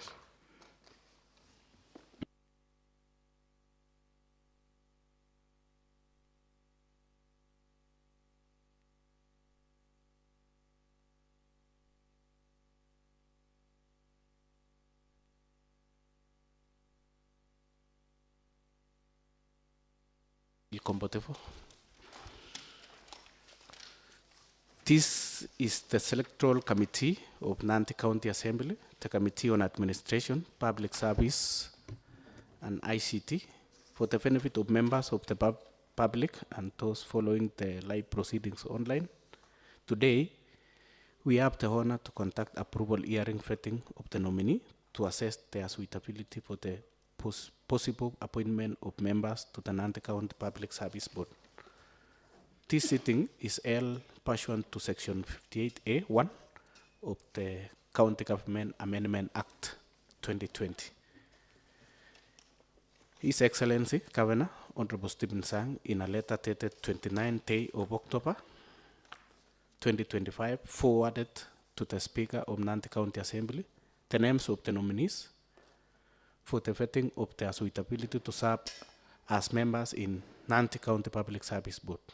Consequently, a newspaper advertisement notice was issued on 1st November 2025, notifying the nominees about the approval hearing, vetting dates and schedule, and to call on members to the public to submit memoranda or sworn affidavit with evidence for or against any nominees. Further, pursuant to Nandi County Assembly Standing Orders number 4613, the Honorable Speaker committed the names of the nominees to the Committee on Administration and Public Service to consideration and vetting. Before we proceed further, may I ask the Council to guide the administer to oath to the nominee. Welcome, nominee. I'll seek that you be upstanding. I I have one question for you. Do you subscribe to any religion? Yes, I am a practicing Christian. Then I'll request that you hold the Bible, right eye up, using your right hand, and proceed to show yourself. I, Eli Kiptanoi Kurgat, having been invited for approval hearing and present documents before this administration, Public Service and ICT Committee, do solemnly swear that wherever I will say or present before the Honorable Committee shall be the truth, the whole truth, and nothing but the truth, in line with the Constitution of Kenya and all other laws of the land, and that I will, to the best of my ability, aid it, find the truth without fear, favor, bias, affection, or prejudice. So help me God. Thank you. You can proceed to put in your name and append your signature.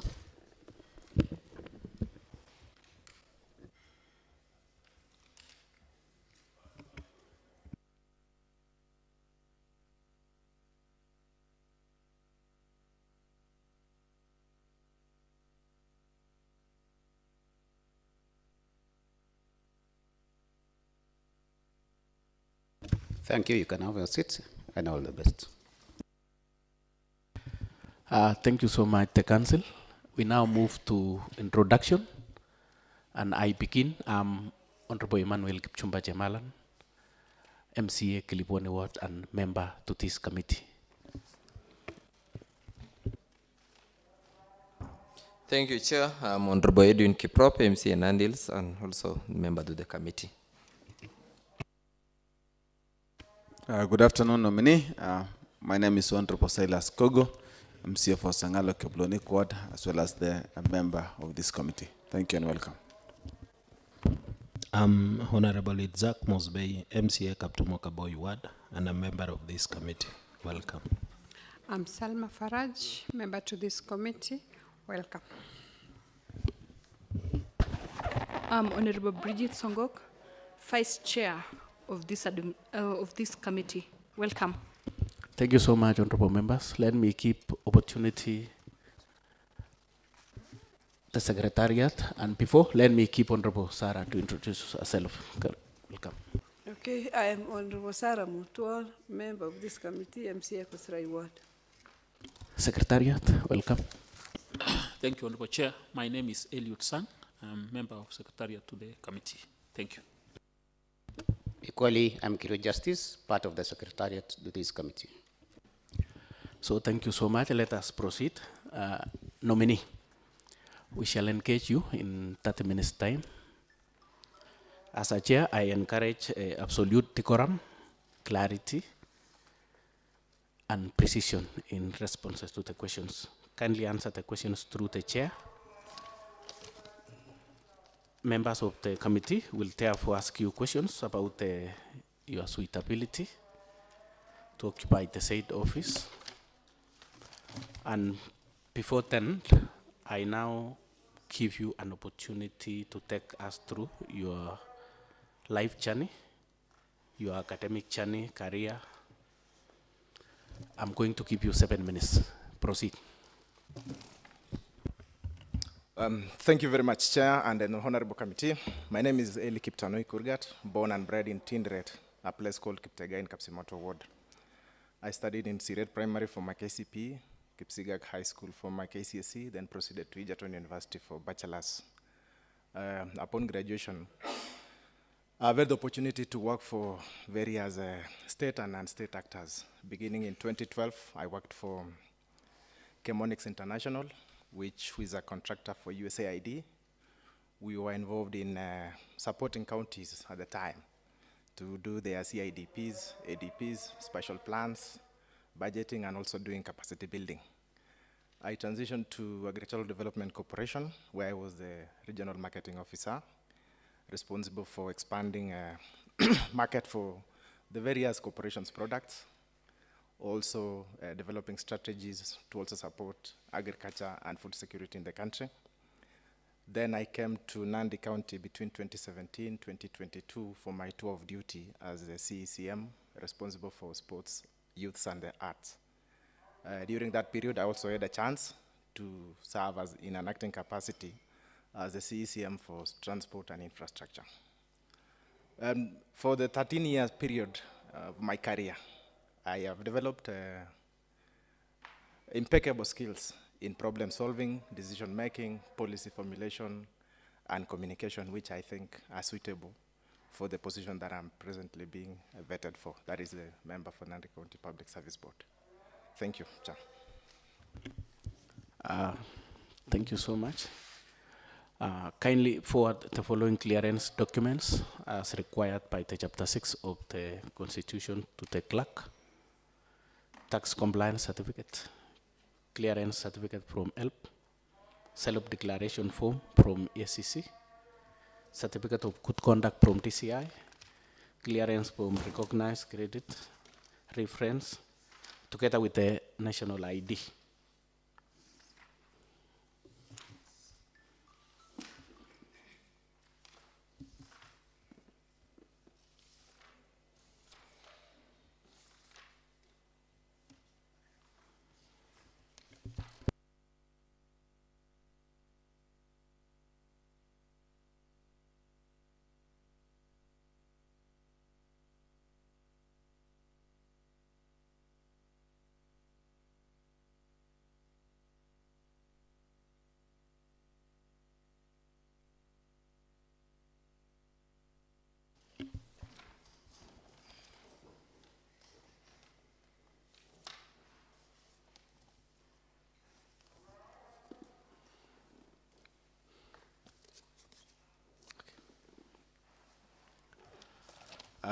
Thank you so much. Let us proceed. Mr. Eli, at your personal level, what is your net worth? Give us in detail. Thank you, Chair. Less liabilities, my net worth is 12 million. This is made up of a property in Kapseret, Elred, worth 6 million. A property in Nandi Hills, worth 2 million. Expected farm income from coffee and sugarcane, which cumulatively comes to around 4 million, and 2 vehicles, a Subaru Forester and a CRV Honda, worth around 1.5 million.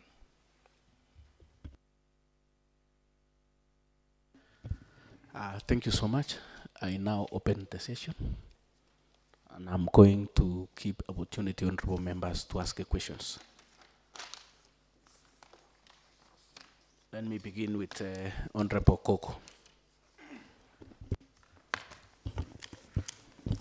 Thank you, and once again, welcome our nominee to this vetting process. My question, first question, you once upon a time served this county government of Nandi as a CCM in charge of sports, youth affairs, and explain the separation of powers among the various county government agencies and independent entities is realized in the discharge of their mandate. Thank you, Chair. At the county level, we have 2 organs. That is the county assembly, which deals with representation, legislation, and oversight. And we have the executive, which deals with the implementation of legislations, either passed by this house or national government legislations and policies. We also have got independent organs or units within the county government, County Public Service Board being one of them, cities and municipalities boards, among others. Thank you. My second question may be somewhat related to that.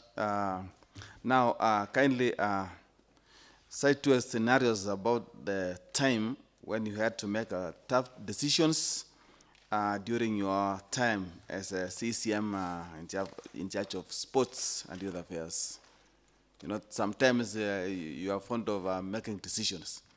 So kindly cite 2 or 3 scenarios that you undertook on those decisions. Thank you. Thank you, Chair. During my tour of duty as a CCM, there were instances, several actually, that I was forced to make very tough decisions. One that I think is of mutual interest to both the honorable members and myself is the time when it comes to allocating resources, because you are given as a department a certain amount of resources, and there is competing interests, especially from the honorable members of the county assembly.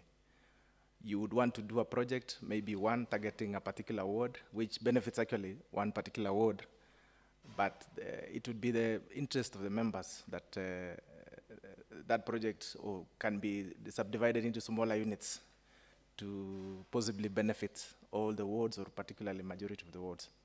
A very good example is you've seen the Eliud Kipchoge Sports Complex in Kapsabet. That is an 83 million worth of project. But when it came to the assembly for approval, a number of members at that time felt that we would have subdivided that amount and given them to be done across the wards. So that is one time that I think I had to make a very tough decision, of course with a lot of negotiation, and we were able to eventually win and be able to just look at the public interest and the greater good for the greater people of Nandi. Thank you. My second last question, Mr. Nominee, there are those employees or officers who have been same job group for quite some time or for a longer period. How will you address the issue of promotions in Nandi County government if given this opportunity? Thank you, Chair. Routinely, public servants normally go through performance appraisals every year or periodically. The performance appraisals will inform whether an employee has been able to meet the criteria for promotions. So I think if given this opportunity, then one, we will entrench the spirit of doing performance appraisals periodically, and also be able to just ensure that those employees or public servants who have attained the criteria based on the appraisal really get the promotion. Thank you. Okay, my final question is the County Public Service Board lacks several policies. Is it true? If yes, it relies on policies from the national government. If your nomination is approved today, how will you domesticate human resource policies in the board? Thank you, Chair. Yes, true. One of the challenges that possibly the Public Service Board is facing is because of insufficient policies, or rather, policies have not been domesticated as suggested by the Public Service Commission. So one, I think the process should be fair enough and should be simple enough, just looking at what policies are there, what are the gaps that exist, and two, being able to liaise with the County Assembly to ensure that they also fast track putting them into legislations and doing the regulations to support implementation of the policies. So yes, I will work very closely with the County Human Resource Advisory Committee, together with the County Secretary, the Human Resource Department, and the Department of Administration to ensure that we just have the policies in place, looking at what is still missing and what needs to be done so that we are able to get them properly and fast enough. Thank you. As Chairman, thank you. Final question, maybe last. What are some of the values and principles of governance for public officers as espoused in Article 10 of the Constitution of Kenya? Thank you, Honorable Chair. Thank you, Chair. The national values and principles as espoused under Article 10 of the Constitution of Kenya enumerates quite a number of them. That includes patriotism, sharing of resources, devolution of resources, protection of human life, democracy, protection of the marginalized, equal opportunities for people living with disability, and a number of them. I just want to rely with the Chair's direction that I be precise. Thank you. Thank you so much, Honorable Koko. Let us proceed. Let me keep Honorable Mosby. Thank you, Chair. Eli Kurgat, I can see you are barely 36. Is it right? I turned 37 January 14th. All right. Very young. And at one point you were a CEC. Then you've taken some break. I've looked at your academic documents. Yeah, the background is very, very brilliant, and I'm talking as a teacher. And apparently, you've not added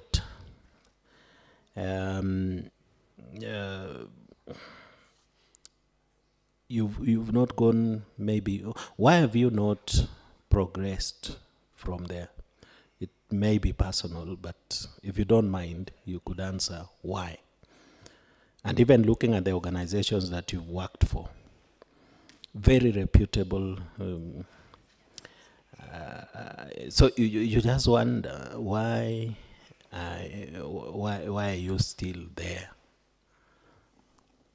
Thank you, Chair. Chair, I hate to admit it, yes, I am a master's dropout, and I didn't indicate deliberately on my CVs because the period that I've been out, I am doing my master's in agricultural economics at the University of Elred, but the period that I've been out has been a little bit extended. Chair, I am truly looking forward for your approval so that I be able to go back and complete. And thank you for the challenge, Honorable Member. All right. Now, having said that, how now, because we have serious challenges in the position you are about to take.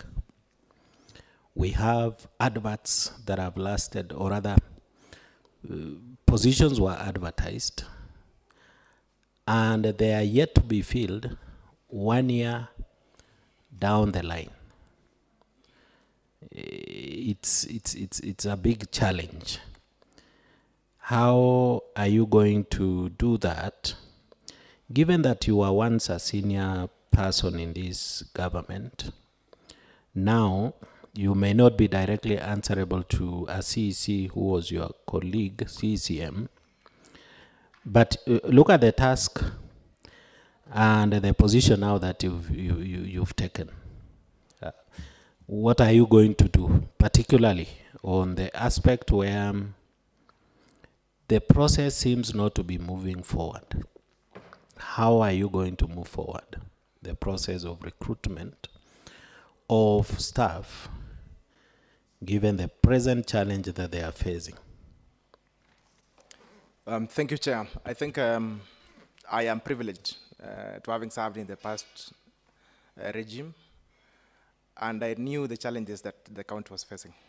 And I'm very excited, and I support whatever decision that was made, because the wage bill was so huge, and it would have crippled the county operations. So yes, and I've taken a liberty before coming to this house today to inquire how far the process is going. And I'm told they've been filling those vacancies which were advertised for the over the past few days. So I'm sure that the process is still moving, yes.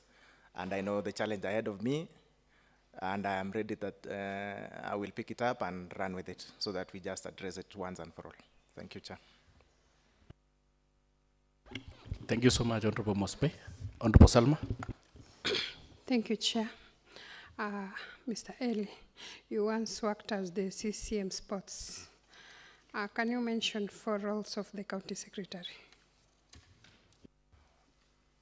The County Secretary is the head of public service, the County Public Service.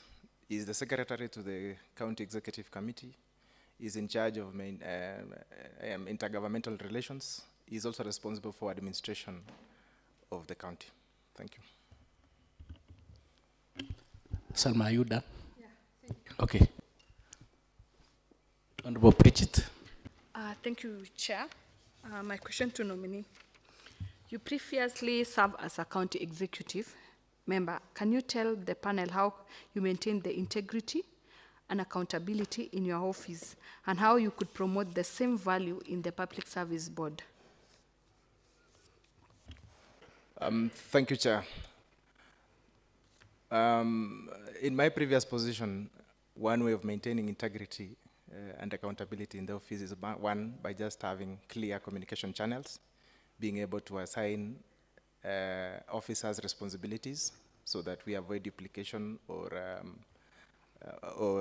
we avoid people.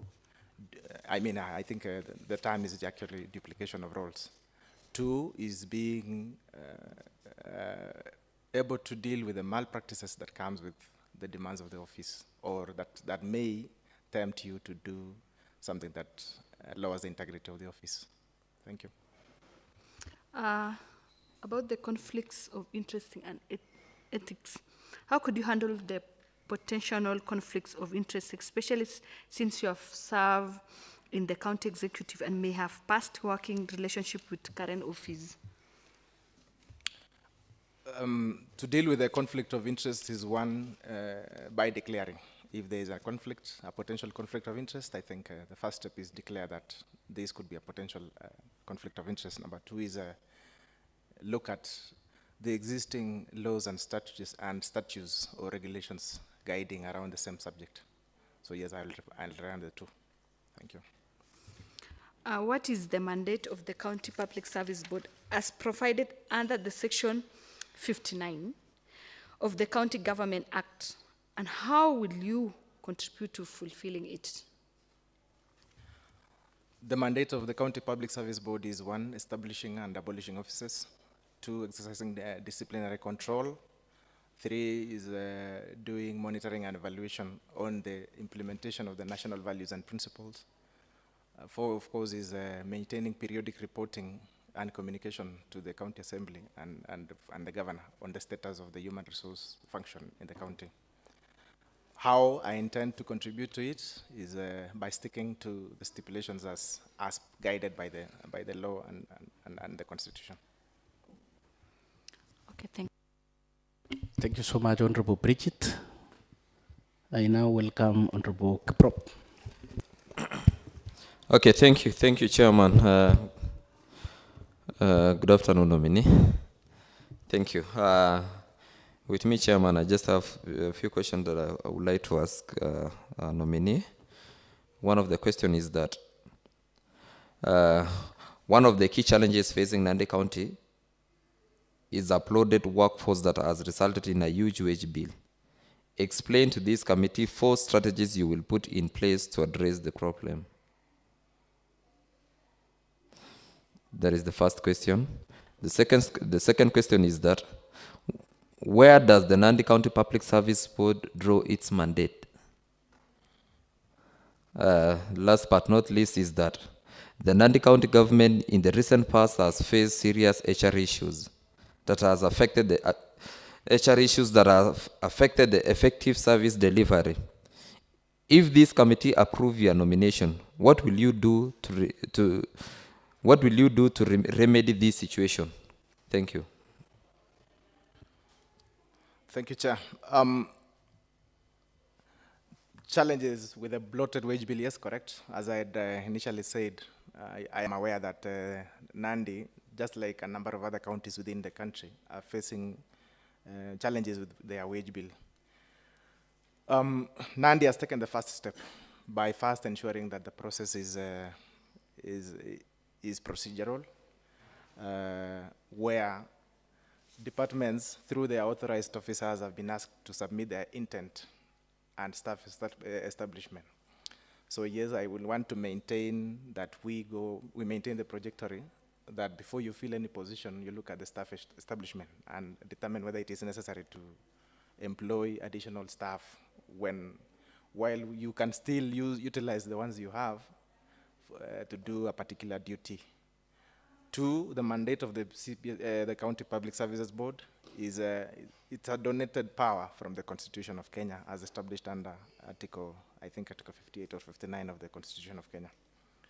The HR issues affecting our public service as a county, 1 I think is the bigger one is promotions, 2 is placement of people in the right skill or positions. And I think the 3rd one is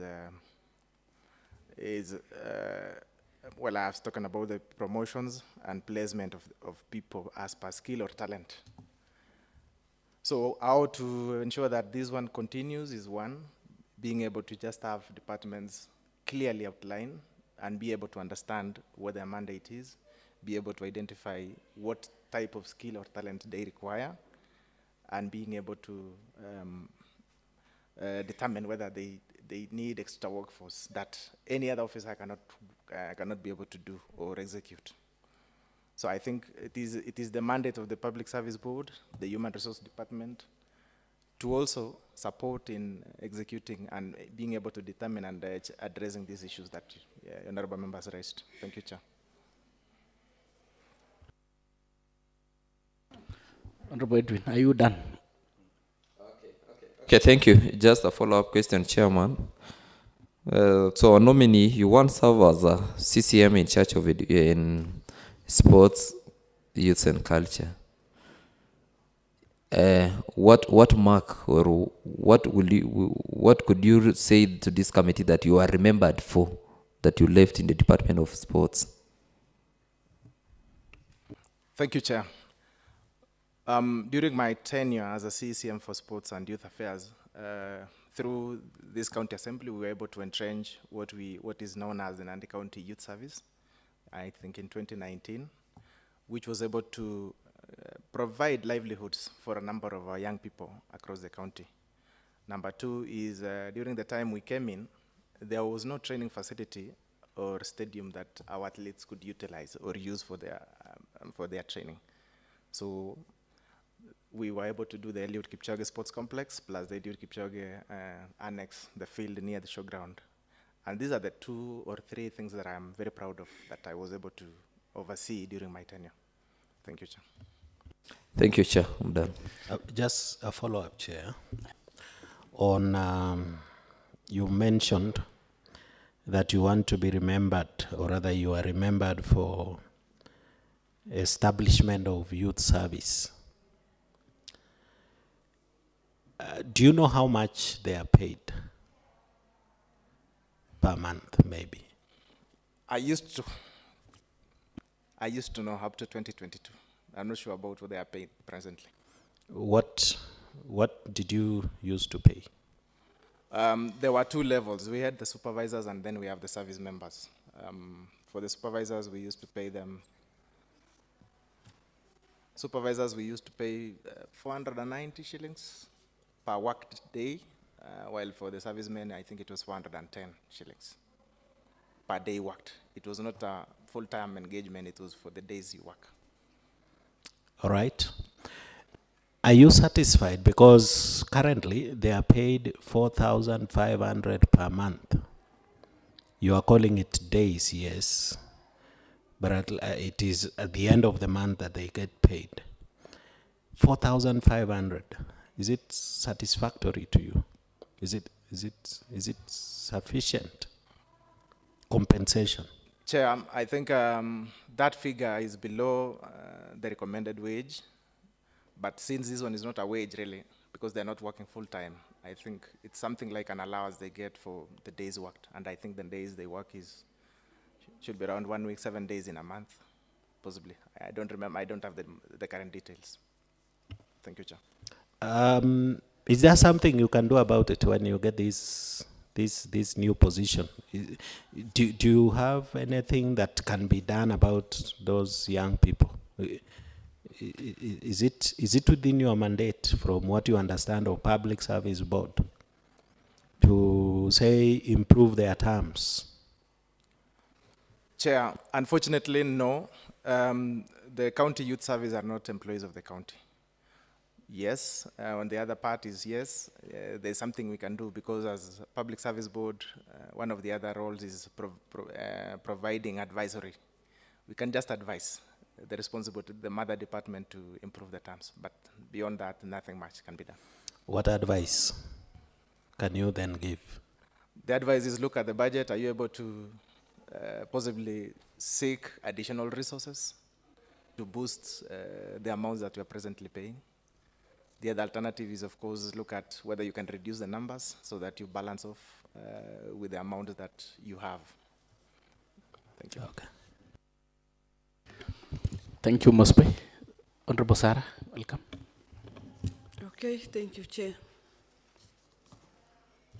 Mr. Kurgat, you have told this committee that, or from your documents, you have said that you are once a CC member in this county of sports and culture. And you have said that you are actually the brainchild of the NCYS. So my question is that the NCYS as a youth, you yourself as a youth, was it meant to develop the youth or to sustain them the way they are? Thank you, Chair. The mandate of the Nandi County Youth Service was one, to provide education and training. Two, was to provide a livelihood, sustain them. I think the term is sustain them while they are getting that education and training. While we were not able to provide the first bit during my term, I am excited that presently education and training is the core component of the youth service. I have seen a number of them attached to polytechnics, and they are pursuing, they are enhancing their skills.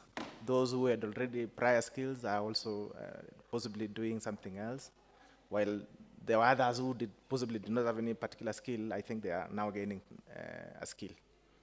Thank you. But still my question is that Yes. there are no skills which has been improved by NCYS. Because when you came out with the, with this program, yeah, there are no skills to be developed. If the youths are to slice the bushes and opening up the mitaros, what skills are they gaining there?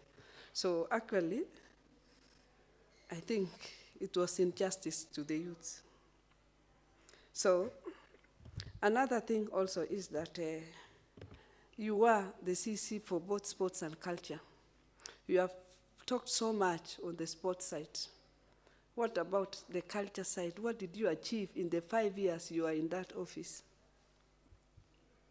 Thank you, Chair. I think from the honorable members' questions, I have picked two. Unfortunately, Chair, I cannot respond on the present situation of the NCYS since I'm no longer in charge of the department. Two is I was not the CCM responsible for sports and culture. I was the CCM for sports, youth, and the arts.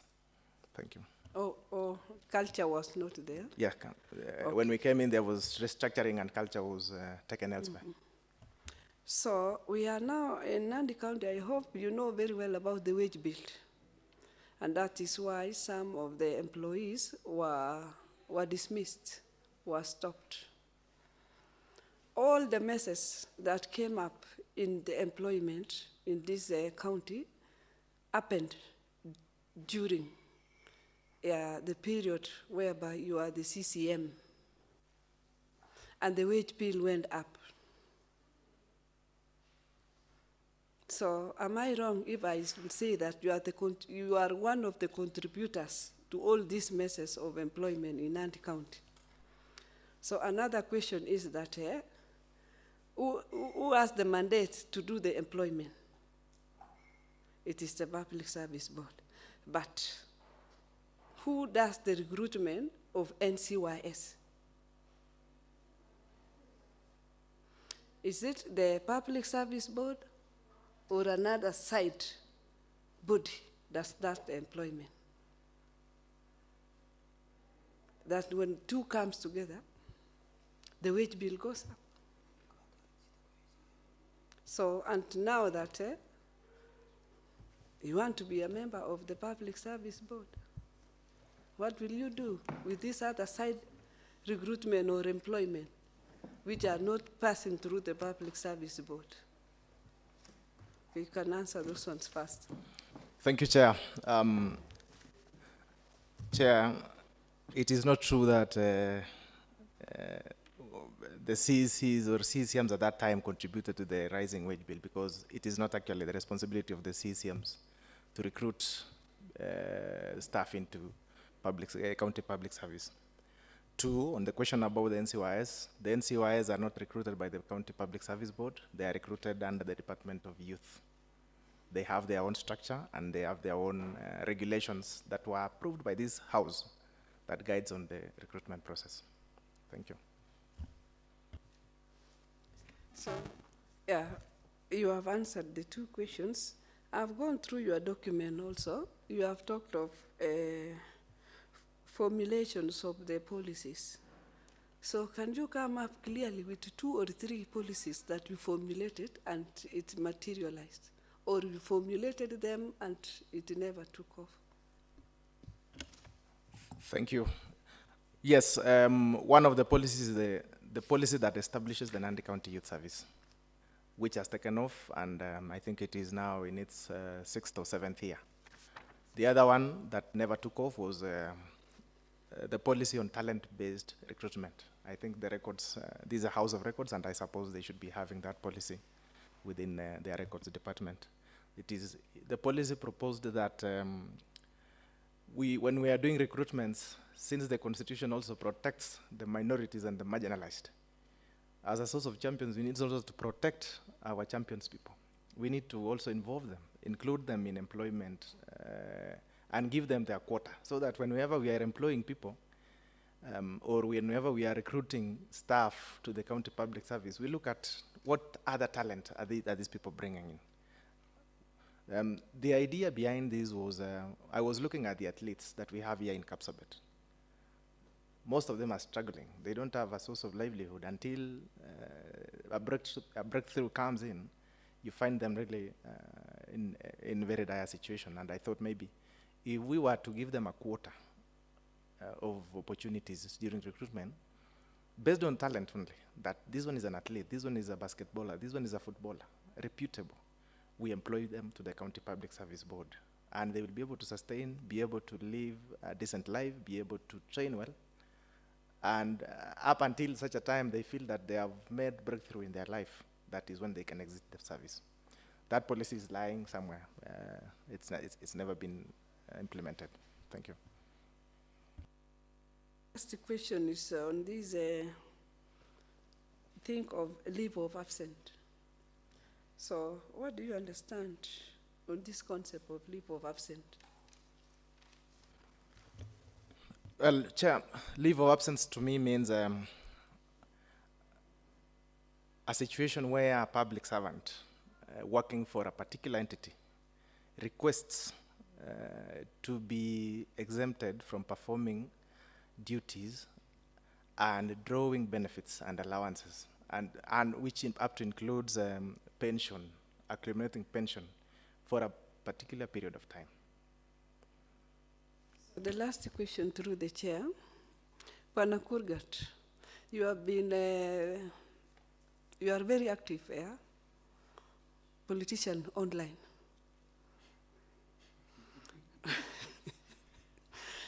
Yeah, and there is conflict of interest. And I've seen it, anyway, I'm your follower, and you are very active in politics, in online. Not physically when people are there, but online. Yeah, it is your passion. How will you shut it down now when you are given this chance to serve in Public Service Board? Thank you, Chair.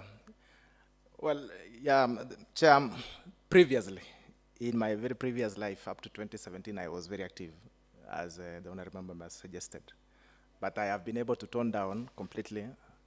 When I do, I write opinions, just very mild, not politically targeted. And I think I'll maintain that decorum for the period that I'll be able to serve the county. Okay, thank you. The last question. When you left the office, yeah, when they leave, yeah, the term lapses, okay, yeah, your ambition was that, to give given another chance. So when you went out of the office from 2022 to now, what have you been doing? Thank you, Chair. I hold a very highly practical bachelor's degree. And for the period I was not in formal employment, I was in self-employment.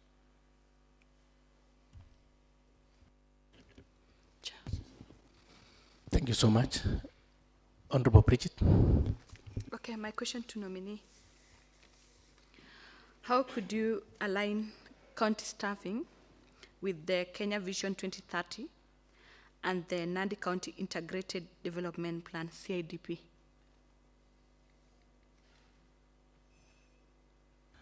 One, I think Kenya Vision 30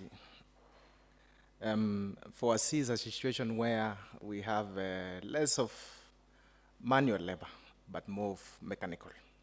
So how to align our staffing is one, looking at the skill set of new employees joining the public service, the county public service. because it is my desire that we look at people that are able to help us technologically advance so that we achieve the goals of the Vision 2030, I mean, sorry. Okay. How could you ensure that persons with disabilities and other marginalized groups are represented in county employment? The Constitution really clearly defines and gives outlines on what number to consider when recruiting. So I think I'll just stick with the rule of law in ensuring that the marginalized and people living with disabilities are protected and have their rightful share during recruitment. Thank you. Salma. Just one question, Mr. Eli. You were once an employee of Nandi County, and when you are not employed, you are self-employed. Can you please take this committee through the process of dismissal of an employee? Before dismissal, I think there are steps that the Public Service Board or any other public officer, authorized officer in this case, will follow. One is verbal warning, 2 is written, 3rd is interdiction, if need be, and finally, upon setting up a committee to look at the disciplinary issues under the question, then the committee will determine whether the public servant or employee deserves to be dismissed or be given any other punishment. Thank you. Honorable Mosby. Now, Eli, as you are aware, there is a process, as you earlier on alluded, of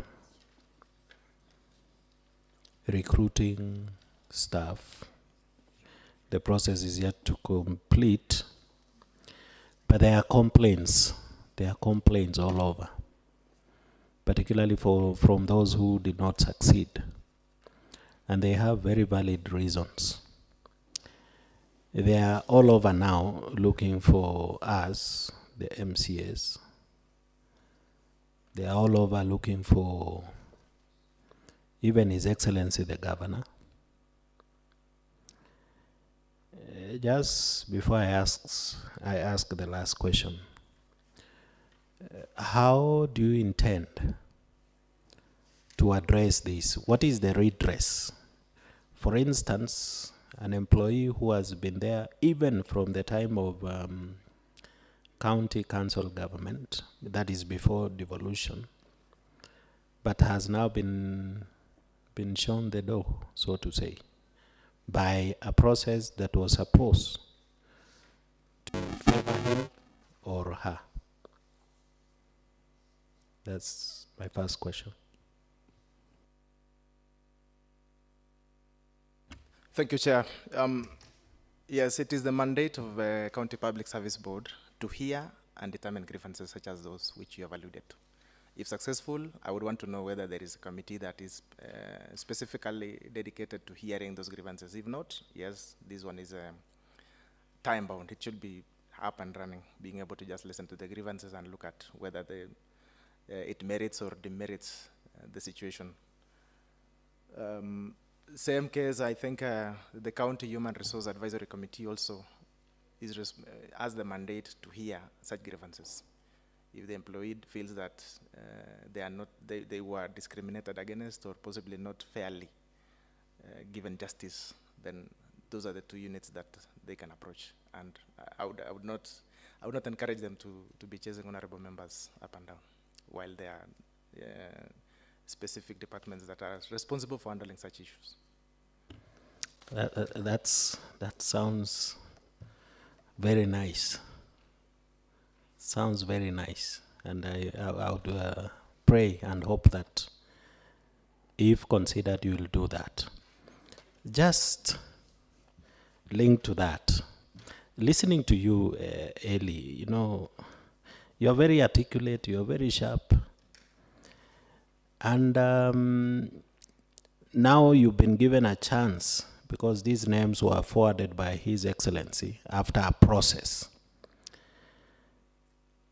What do you think is the reason why you didn't make it back because over 90% of the CECMs, your colleagues, came back.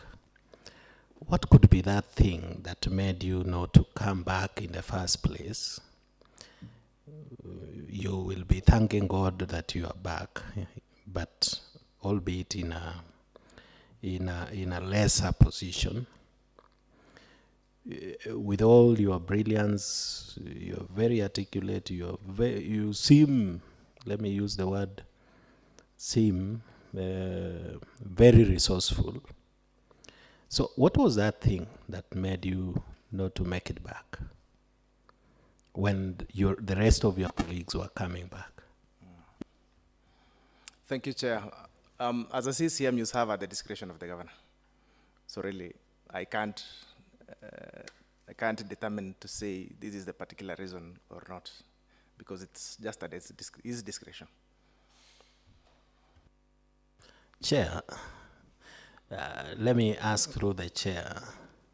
Just be honest, nominee, because you know when you just say discretion and what, could there be a reason? Could there be some path that you crossed? Maybe you are unable to listen to him because he's the authority. Or perhaps you might have been doing things in violation, maybe to the constitution or rules that you set while because you are colleagues in the cabinet. What could that thing be, Eli? Thank you, Chair. Chair, unfortunately, I served a full term, and there was no written document releasing me from the duty, explaining reasons why I did not get to come back. So yes, Honorable Chair, I think you have to protect me. I can't really be able to determine what was the reason. Okay, thank you so much. Yeah, thank you, Chair. I'm satisfied. Okay. So, honorable members, time is up. And if you still have question when given an opportunity, just use less than a second. Okay, thank you, Honorable Chair. Maybe this will be my final question to our nominee. What's your general understanding of Section 58 of the County Government Act 2012? Thank you, Chair. My understanding of Article 58 is on the establishment of the County Public Service Board. This is the element of the Constitution that really gives powers to counties to establish county public service boards and gives the mandate, defines the roles and responsibilities and the powers of the board. Thank you. Thank you so much. We are winding. And Mr. Eli Kurgat, we are going to give you a minute to present closing remarks. Welcome. Thank you very much, Chair. I want again to thank the Honorable Committee for the opportunity to vet me for this position of the County Public Service Board member with the intent of possibly approving. As you can see, there could be insufficiencies or limitations either in my documentation or my academics, and as it pertains directly to the position that I'm interviewing for, I am really reading a lot, trying to understand and catch up. So I want to give the confidence to the committee that once approved, HR issues will be on my fingertips as I am really trying to catch up on the same. Thank you. So thank you so much for attending this approval hearing. And as a committee, we shall retreat to assess your competence and we shall notify you. Thank you so much. We wish you all the best and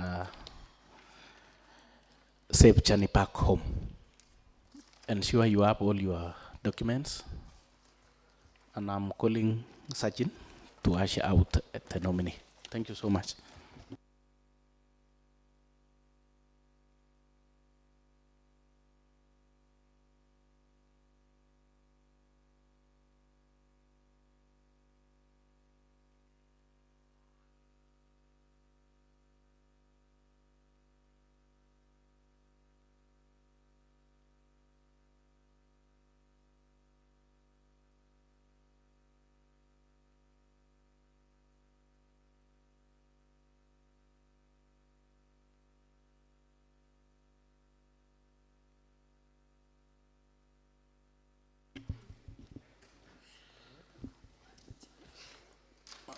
Honorable members, award marks and forward to the Secretariat.